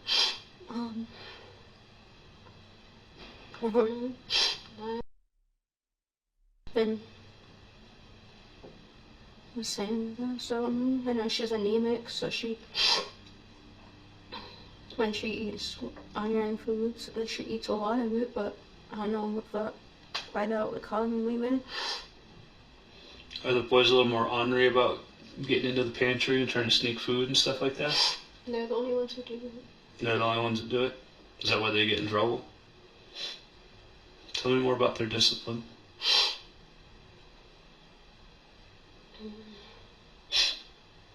And they get put in timeout, they fight each other, punch each other, and if they don't like it. And so you don't like it or they don't like it? Both. Yeah, I can see that. So the single bedroom, how big is it compared to like the room that we're in now? Hoping it's barely bigger. Just a little bit bigger? So I want to give you the opportunity to level with me like I've leveled with you, to be very truthful with me. In a room this big with 6 different people in it, I find it incredibly difficult to believe that you could sleep through a child getting disciplined. You know, both kids are telling me that, yeah, mom and dad both spanked Deshaun this morning right as the sun was coming up, and they put him in the closet. So I don't think we slept through that. Them that because I wasn't up. I didn't even know he was spanked if he was. Lizzie, come on. Let's be real here. I'm being as real as I can. I didn't touch him. I didn't even know he was spanked. Why would 2 kids independent, just like when I'm talking to you now, both of them independently? I said, this is what we saw this morning. I don't know. The kids don't make that stuff up, you know what I mean? Okay, if they want me gone, then I'll be gone, that's fine. But I know for a fact I could put it on anything that you want me to. I did not spank him this morning, and Anthony didn't tell me if he did or not. I don't know what they're getting this from. My understanding is there's something that happened in the closet. Tell me what happened in the closet. He goes in there to move boxes around, so unless he did that at 8 o'clock this morning, Who's he? Deshaun, but I don't think he would. And I don't know what. What's in the closet that you'd want? This one hid the loaf of bread that time they took it, but I had already taken a bag out, the empty bag, so I don't know. Do you think you went in there to find food then? Yeah. Is that why you got in trouble this morning? I didn't discipline him or anything this morning, though. Like I said, I didn't. Somebody did, because a couple of the kids are saying this is what happened. You know what I mean? Mm-hmm. Something happened. Something happened today. You know what I mean? Like, this is my thing. Why today did he pass and die today versus yesterday? If you guys are running the exact same, do you think he's running that low on energy and food and malnutrition that today's the day he died? Yeah. Or do you think there's something else? Because 2 kids are saying... honest to God, 2 kids are saying... this is happening is because his weight was too low. Because I know for a fact he wasn't in trouble at all for me this morning. Anthony never said that he did anything. All he said was that he talked to him and he never said he was in trouble, which he always tells me if he is. He never told me he spanked him. I know the weight's a contributing factor. The malnutrition, that's clear as day. We look at that on paper. We can see it. You can see it when you see him. We know that's there, right? Okay. But how come today? Like, do you think he got... I wish I knew. Do you think he got in trouble today with trying to get bread or sneak something out, and Deshaun did that, and then maybe Anthony went a little too aggressive on the spanking? Just had a freak out moment? Because when he raises his voice even a little, I can hear him, and I ain't hear shit this morning, even with headphones or anything. Did you sleep with headphones? I always do. You always sleep with headphones? It's the only way I can get sleep. I mean, do you think there's even if there's a slight hint of a possibility that something like this happened, you know what I mean? Because, like, why today? As Liz is confronted about her other kids, all individually telling police details of Deshaun's abuse, Liz gets upset and starts acting snarky and sarcastic. Saying, "I don't know who's telling them that, but if they want me gone, I'll be gone. That's fine." Which, first of all, don't worry, you are. But second, it's really like she can't believe those snitch kids would tell on her like this, as if they didn't want her to get away with this murder and come back home to resume lovingly taking care of them. She's literally talking about the murder of her own son with the vernacular and attitude of a middle schooler. You can also see this 6th grade mentality in the way her defense of Anthony is starting to crumble in favor of her own. Don't get me wrong, while she is trying to defend both of them from any wrongdoing, she's starting to suggest more and more that it's possible Anthony could have done something to Deshaun that she wasn't aware of. The detective seems pretty fond of this line of reasoning as well, because he repeatedly suggests that Anthony could be the one responsible, likely in an attempt to get the direct blame off of Liz, in the hopes that this will make her feel safe enough to start offering up additional details of the murder, since she thinks it's all going to land on Anthony now. In reality, she's already way past going home tonight, and police know that they won't be able to prove who actually physically killed Deshaun until they can investigate the scene, perform an autopsy, do lab work and forensics, all that kind of stuff. For now, they just want details, and they're more than happy to let Liz think she's going home tonight to get them.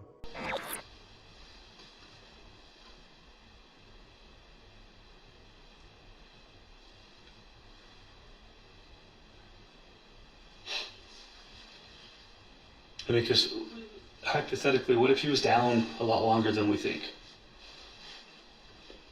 We know he was at least up at 8 a.m. according to Anthony. But some of the kids are saying, like, when as the sun's coming up, that's a lot earlier. That's a couple hours earlier. They said that the whole day that the sun's in. But that's when they say that he was really getting spanked. He was really getting disciplined. Two different kids. I would have heard Deshaun cry. My friend was like this. And then he was put in the closet. Mom got in trouble like 2 days ago for that, but unless that's what they're thinking about, because Deshaun hasn't done anything. So you don't think that there's any overaggressive? I mean, this is the thing too, is I know that, like, when you're a super strong, healthy person, you can take a little more brute force than someone on that's feeble and neglected, right? Mm-hmm. So if your son's already feeble and neglected, he gets spanked or he gets pushed or dropped or something like that, he gets hit and maybe loses consciousness. I don't know. I'm not a doctor. I'm just trying to figure out the whys and the hows. You know what I mean? But I wasn't there. You were. Mm-hmm. So, you know, like, if there was something where... And I know that I didn't hit him or spank him or do anything. And I know that if Anthony did, I would have heard it, because Deshaun would have started crying. And I could hear when they cried. Do you think he may have spanked him hard enough to where something happened where he wasn't crying anymore? Like, that's maybe when he died? And now this is like, oh my God, he just kind of seized up and he died. Because I don't want to get in trouble for spanking my kid too much. Like, do you think that's a possibility? Like, has he ever lost his cool when he's disciplined his kids? And has he ever lost his cool at all? Ever? You? Jobs? Being mad at something? I mean, personal video game? Like, is it, you know what I mean? Is it... I mean, if he gets mad, he'll yell, but he won't be physically... So you don't even think that's a characteristic trait? Liz claiming that Anthony could never get upset and wasn't that kind of guy is pretty interesting, because included with the copy of Liz's interrogation synopsis that I received from the Flagstaff Police Department was a copy of Anthony's as well. I'm not going to directly read any of it right now because this video's already long enough, but I can give you the short version. Police were able to question Anthony for a little bit until they revealed that he was likely going to be receiving several child abuse charges at which point he totally stopped responding and wouldn't even stand up to get cuffed when they wanted to take him to a cell. But when the detective stood up to try and force Anthony to get up, he reached for the gun on the detective's belt unsuccessfully, flipped a chair, got pinned against the wall, and thrown on the floor by multiple officers before finally being dragged away to a cell, screaming the entire time that they were making shit up and to put him out of his f***ing misery. So, yeah, he definitely sounds like a low-key, non-violent kind of guy. Have your kids been sick in the last couple of weeks at all? I've had a runny nose, but no. Who had a runny nose? What about anyone else?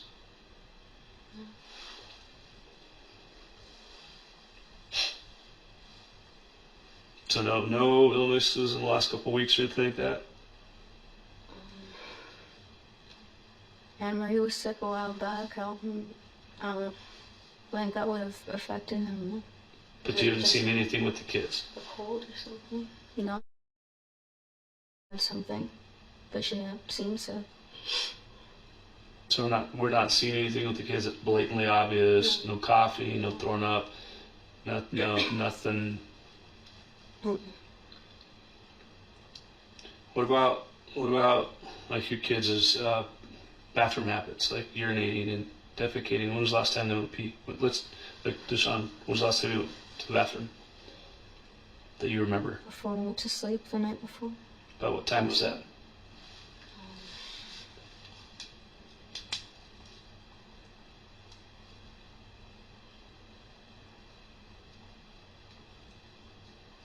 And the last time he went was probably around 8, I want to say. 8? I'm pretty sure. 8 p.m.? Yeah. What about before that? What was this previous one?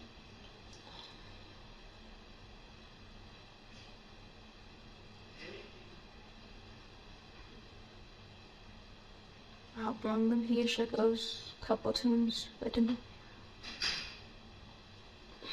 From probably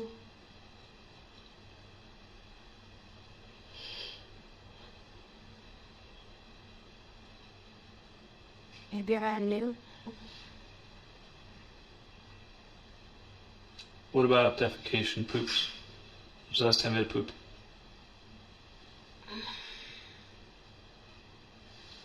When he woke up yesterday morning.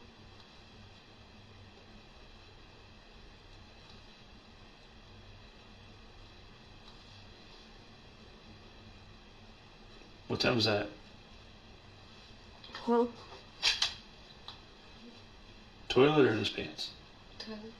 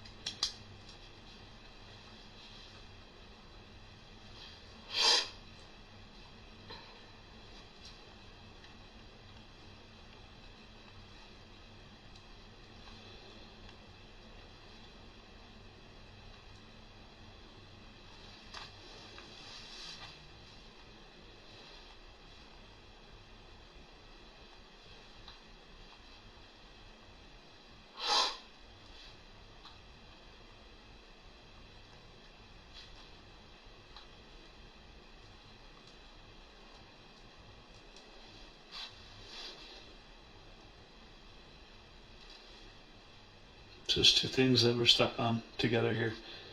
Is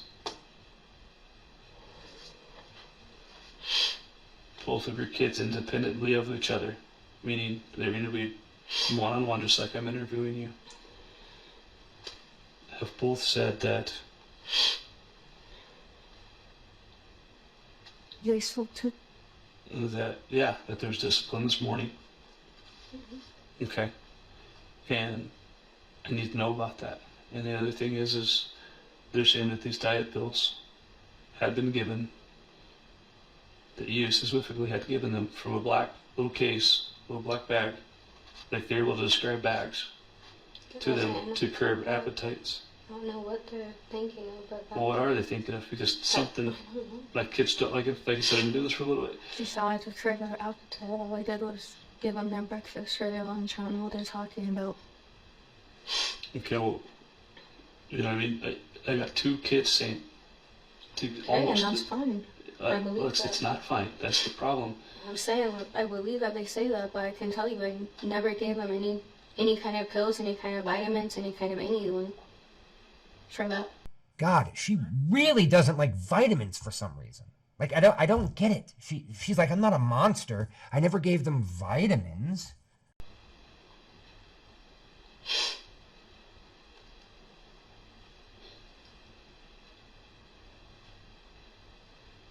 This is my other fear.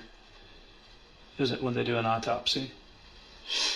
I think like maybe not only are they gonna find if there's nothing in your child's stomach, but if they do find this traces of this, and it comes back to something that's more than 2 weeks ago, 5 pills, that's a hurdle you're gonna have to overcome later. And I don't. It's not ever going to be there because I don't give them. I don't know if it is or isn't. I'm not. You know, what I'm saying I can't predict the future. Okay. All I can do is give you the opportunity to tell me what happened based off of the other stuff I know. Okay. And when I have other kids saying these things, I gotta ask you about it, right? Yeah, that's fine. You can ask me whatever you have to ask me, and I'm telling you for a fact that I've never given them any supplemental anything. So nothing to curb their diet or help or any shape, sort, of manner. So most I've ever given any one of them was iron, and that was. Iron is a supplemental vitamin. She literally went directly from, I've never given them vitamins or any kind of supplemental, immediately to, most I've ever given them is iron. You know, that supplemental vitamin. And the worst part is, this shit doesn't even matter. She can't even keep her story straight on this weird extraneous bullshit, let alone that morning. Jeez, man. Of her anemia. Never given any. Is that what they're thinking of? Yeah, I mean, it could be. It isn't. It was black. It's like an iron pill? Does it look the It's same, the or black what is it? liquid stuff that comes in a squirt thing.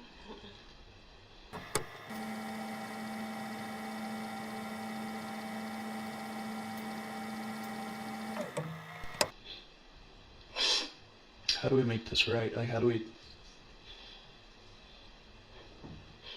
He said, "Give me your right." Who's dead? How do we make sure this doesn't happen for your other kids? Wait, I mean, I understand I can't change anything that happened. You know, I can't change it, but what we can do is know what happened. Go to Deshaun and say, how do we not let this happen to my other 3 kids?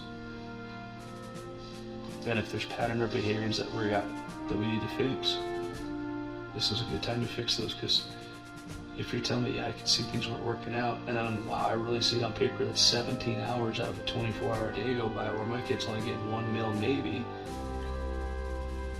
and he's only drinking this much water, which, you know, this is only 16, 17 ounces. It's, you know, he's of course something bad's gonna happen, right? And when we see that on paper, we can say, hey, how do I turn that around? How do we make that mistake not happen? But how we get there is by understanding what we've been doing. And we understand what we're doing by talking about it, going through it, dissecting it, and get everything out on the table so that way we can move forward with this. That's why I have to keep pressing and asking these questions of how, because until it becomes a verbalized possibility, we can't fix it. Until we can speak it into existence and say, listen, yeah, this is what's been going on. How do we change it? You know what I mean? We got to take things out of the dark and bring them into light just so we know how to fix things. I think we've done that a little bit with how our meal plans are, right? Maybe we're doing that a little bit with the closet of where stuff's kept, where kids are going in and out of the closet. I think we probably need to talk about that a little bit more and figure out what's going on there.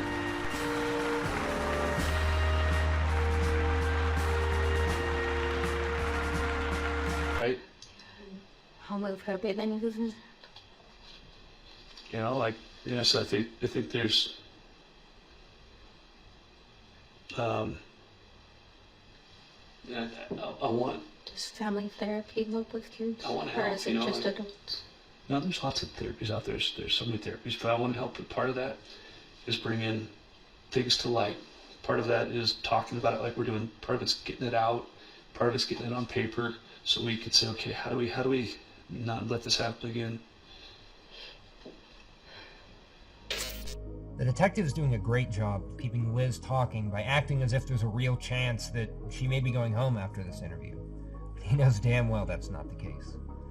I honestly feel kind of bad for the detective because he's putting in so much effort, deploying all these tactics, and while some of them are definitely working, just as many, if not more, bounce right off of Liz's dense, oblivious exterior.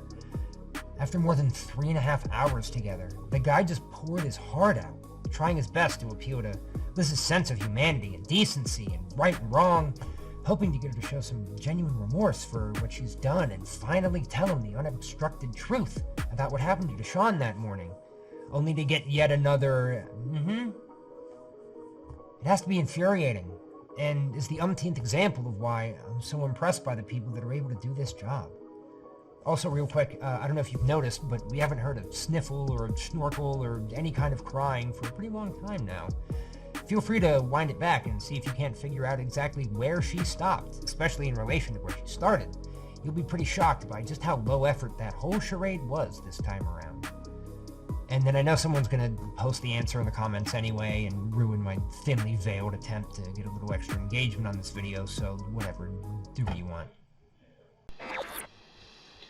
You know what I mean?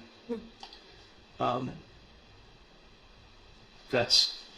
Yeah, at the same time, I was gonna say, I mean, yeah, I gave him something just because my kid said that because I didn't ever give him that to curb anything, or give any of them. Good save. Any of them to curb anything besides food. So, I want to know where they're even getting that from, honestly, because I don't give them pills at all. And my girls even know what pills are because because their grandma takes pills. I haven't taken weight loss pills. I've taken protein shakes and things like that. And I know when I'm hungry, I'm like, I need some food. But I don't have time to cook, or I'm stuck here at work or something. Sometimes I'll have a quick protein shake. It's just enough to kick the edge of feeling hungry. You know what I mean? It's not necessarily meant as a meal replacement. I'm not trying to make that my main source of my food, but it's enough to get it out of my mind, so I go back to doing what I'm doing, so I can later get to my meal later when I got time for it, right? Mm-hmm. So I hope nothing's getting lost in translation by me saying, "Oh, you're using it to curb their food," or to, like. I'm not using it for them at all. Did you use it for that? Did you use it for that though? Like, how did you use that pill? I took it and drank a cup of tea. That's it. How did it make you feel? Less older. See if I had something with it. If you have it on your own, it just makes you nauseous all day.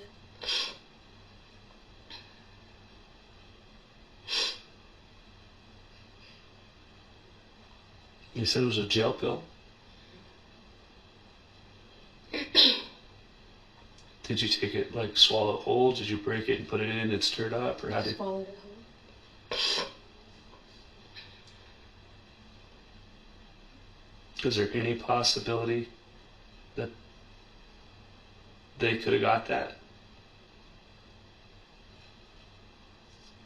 Not just 2 weeks ago, but all the way through? Because before that, and before Liv and everything, I had it on me, it was found in a bag. What bag? This, like, backpack that I always kept with me and had it with me all the time, and none of them ever touched it. And if they would have gotten anything out of it, I always knew, because it was literally right in front.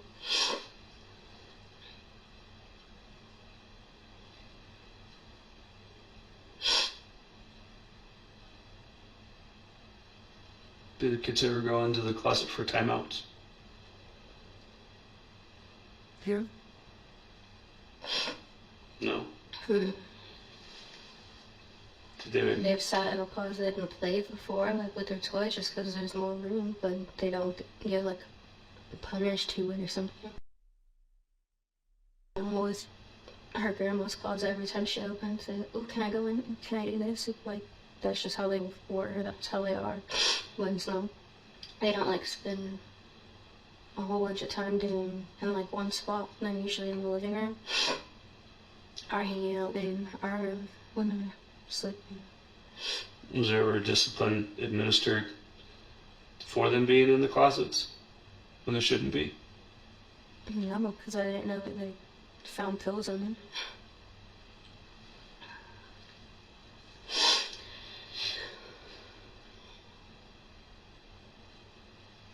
If only they got told them what to want because they had knocked some boxes over. But other than that, no, we weren't told anything about it. Okay. I've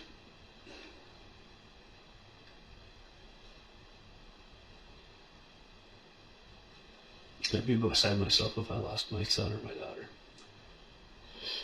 And I can only imagine how you're feeling, and I know there's nothing I can say that makes that any easier for you. All that I can do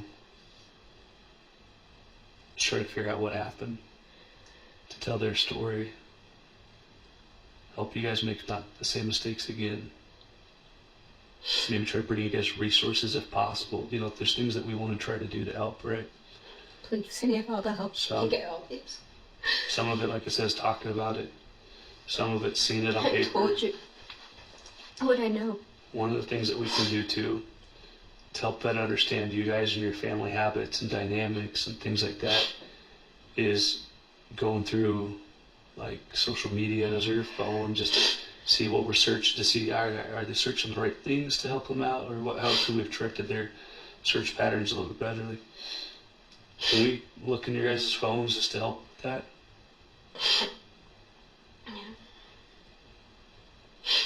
It was really like on news, but you can. I mean, I just stopped posting anything about them because I have a crazy ex who uses their pictures. Yeah. What phone was that?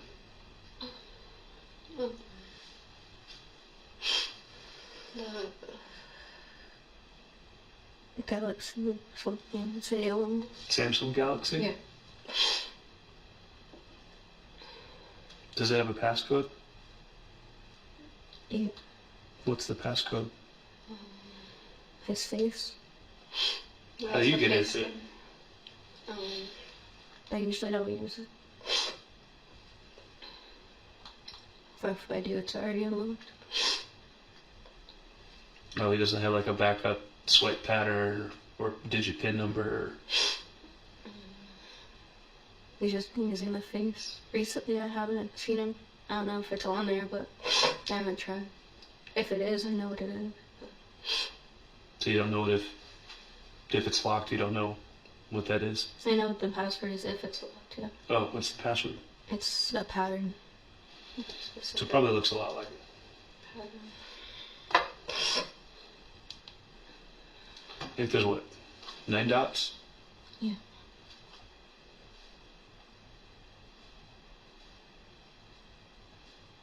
Something like that. How's the pattern go? It's a Z and then up. Swivel plate. That. So just a Z, so you go across the top from the left to the right, diagonally down, across. Once you get that last one, go straight up. Do you have to end on a certain one? It just ends. Just I don't know ends. if it technically it's on this or this one, but I guess go all the way in.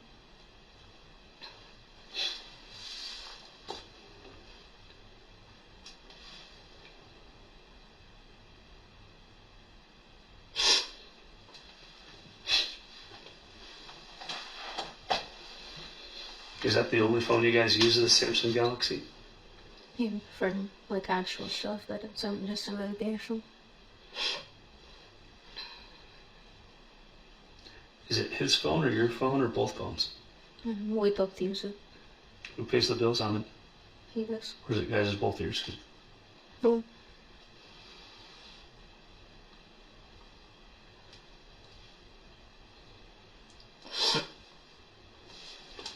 Do you know where the phone's at right now? Probably to look at it. I'm not sure. I'll hopefully have some. Okay. I'm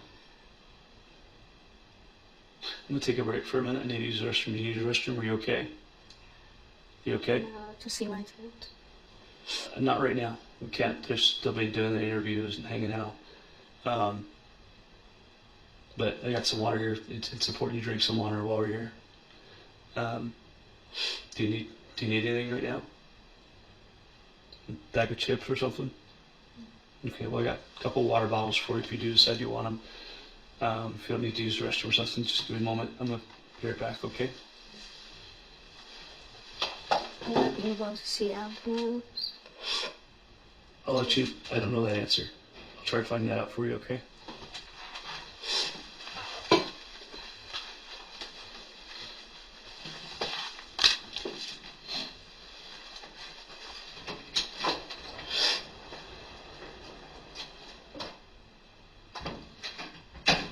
Liz insists the kids couldn't have gotten a hold of the weight loss pills because she always kept them in her backpack, which she always had right in front of her. Again, she thinks this is helping, showing that she's responsible, but it's really just eliminating the possibility that the kids got into the pills themselves, leaving only the option of being given the pills deliberately. The detective also finally asks Liz directly to her face if the kids were ever put in the closet for timeouts, which he's clearly been fishing for a while. She denies it, of course, but it lets her know that police already have a pretty good idea of what happened. Credit where it's due, however, she does give consent to have her and Anthony's joint cell phone, which of course, searched, gives them the security pattern to unlock it, and even draws them another little diagram. I didn't pay for a copy of this one. It didn't feel particularly relevant. So at the buzzer, at the last second pretty much, she managed to give the detective a helpful piece of information, and it wasn't like pulling teeth from an unsedated MMA fighter.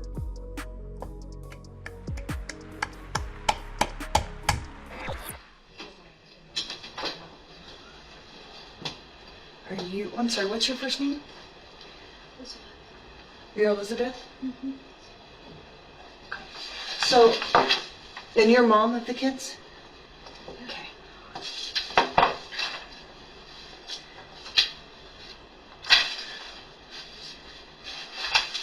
How do you spell Deshaun's first name? Archibeque.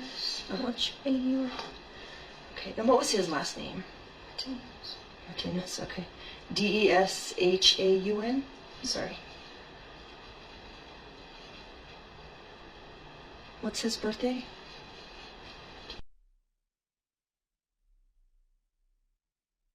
Sorry.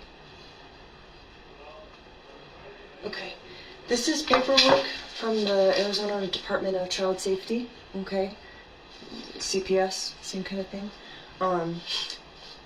So this is the temporary custody notice, taking custody of your children. Okay, so I'm going to give this paperwork to you, and it's just your copies of everything that they're serving. Okay, so I just wanted you to have this information if you want to look it over. Do you have any questions? No? Okay. Somebody will be back here in a minute, all right?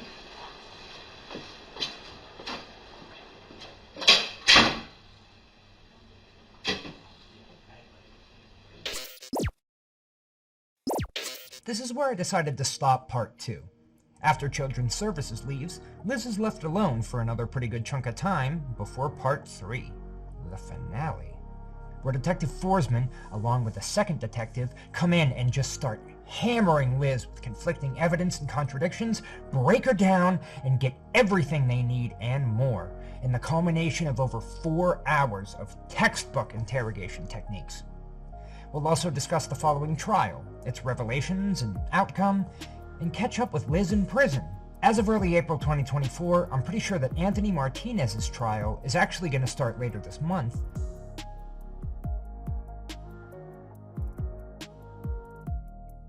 And Anne Marie Sr.'s trial is scheduled for August of this year. Now, I learned my lesson last time about promising a specific time frame, so I'll just say the final part is coming. I have everything ready to go, including a majority of the assets I need for the video, so it really shouldn't be too hard, but no exact numbers. Not doing that again. If you enjoyed the video, consider liking, commenting, subscribing, turning on notifications, and sharing. Any one of those genuinely helps the channel a lot, and it shows our future algorithmic AI overlords that you're useful and can benefit them in the future by recommending quality content. And you want to be useful to the machines, right? I know I do. I also have channel memberships and a Patreon if you feel inclined to throw money at me like your own personal true crime meat puppet, which I greatly appreciate. And a Discord server if you want to hang out with me and all of the other internet people foolish enough to fall for one of the classic blunders. Thanks again to Morgan & Morgan. Check out that limited edition desk mat from Epic Desk. Thank you to Moores for the absolutely perfect music that you're hearing right now and have been previously throughout the video. And before I do my shoutouts, I usually take a minute at the end of my videos to talk about how everyone, but specifically you, are loved. You have worth. And if you're struggling, know that it will pass, as all things do. And no matter how bad this current temporary time may feel, it does not deserve a permanent response, and you're going to be okay. I also usually talk about some available resources and link to them in the description, such as the SAMHSA hotline for addiction and mental health assistance. But I want to quickly do something a little different this time, and instead talk about how lately I haven't been okay. You've probably noticed the fact that this video took a little longer to get out than the initial estimate of a couple weeks, by about half a year or so, and I think you guys deserve an explanation for that. Without going into too much personal detail, I have a number of medical issues, both physical and mental, ranging from no biggie to oh shit, that like to show up and rattle my cage from time to time. I've had them all my life, so it's nothing new, and while it definitely sucks, I know how to handle them. For the physical, when it gets bad, typically all it takes is a week-long tune-up and oil change at my go-to hospital. They punch my rewards card, add my frequent flyer miles, and I don't have to worry about it for at least another year. Mental's a little trickier. I take meds, which helps. I have a network, which helps. I have coping skills, introspection, self-awareness, which helps. But even after all these years, there's no definitive guaranteed fix for when the anxiety, the depression, the ADHD, or any of the other plethora of surely undiagnosed issues that are bouncing around in my brain become too much to handle. And once things get to that point, they tend to create this positive feedback loop of isolation, agitation, and some other shitty-ation that continues to make things worse, while simultaneously making the situation seem all the more inescapable. At the end of the day, though, the mental can be addressed in a pretty similar way to the physical. Find a facility, get it treated, and then I won't have to worry about it for at least a year or so. But these last months, for a number of reasons, the mental and physical have been consistently out of whack, and I'm currently still recuperating from my third hospital stay since the time Archibeque 1 was published. So suffice it to say, I haven't exactly been operating at 100% this whole time. Add to that the additional multitudinous ways in which life has decided to life extra hard on me lately, and we end up here. I tried to use the time as best I could to put multiple things in motion with the end goal of bringing on some help to handle some non-personality driven aspects of production, not only to make the process easier on me, but faster and more consistent for you. So, going forward, like I said earlier in the video, I'm not going to give any specific estimates of how many videos or coming how frequently, but my overall goal is to make more, better content while also taking care of myself and my personal needs to keep you guys happy, keep the algorithm happy, and above all else, keep me happy. If I can manage to find a degree of balance and moderation between work and self-care, I know I'll be able to do that. And then in the long run, it'll benefit both me and the channel, because I now have more than enough personal experience to say that trying to make good videos while you're absolutely miserable is doable, but it takes a really long time and doesn't always come out great. So I'm not going to do that. Not anymore. For my sake, and for yours. So with that being said, before I go, I would like to take a moment to thank my additional supporters of all levels here on YouTube and over on Patreon, and I would especially like to thank my top-level interrogators, Raisha Douglas, Brains, Paulette Raggio, and the undisputed queen of Just Interrogation support, being a top-level monthly supporter on YouTube and Patreon, as well as genuinely just being a really cool chick, the one and only Heartbreaker Heartthrob. You guys are very cash money and probably smell fantastic. Thank all of you who support the channel. However it may be, it means the world to me. And with that, I think this 7-month journey is finally ready to close. To everyone from before who stuck around, thank you. And to those of you who found me during this stretch and decided to subscribe and give me a chance anyway, thank you too. I really lucked out with my audience, and while I don't know how or why, I'm very grateful. I hope you enjoyed the video. I hope the rest of your day is kick-ass, and until next time, have a good one.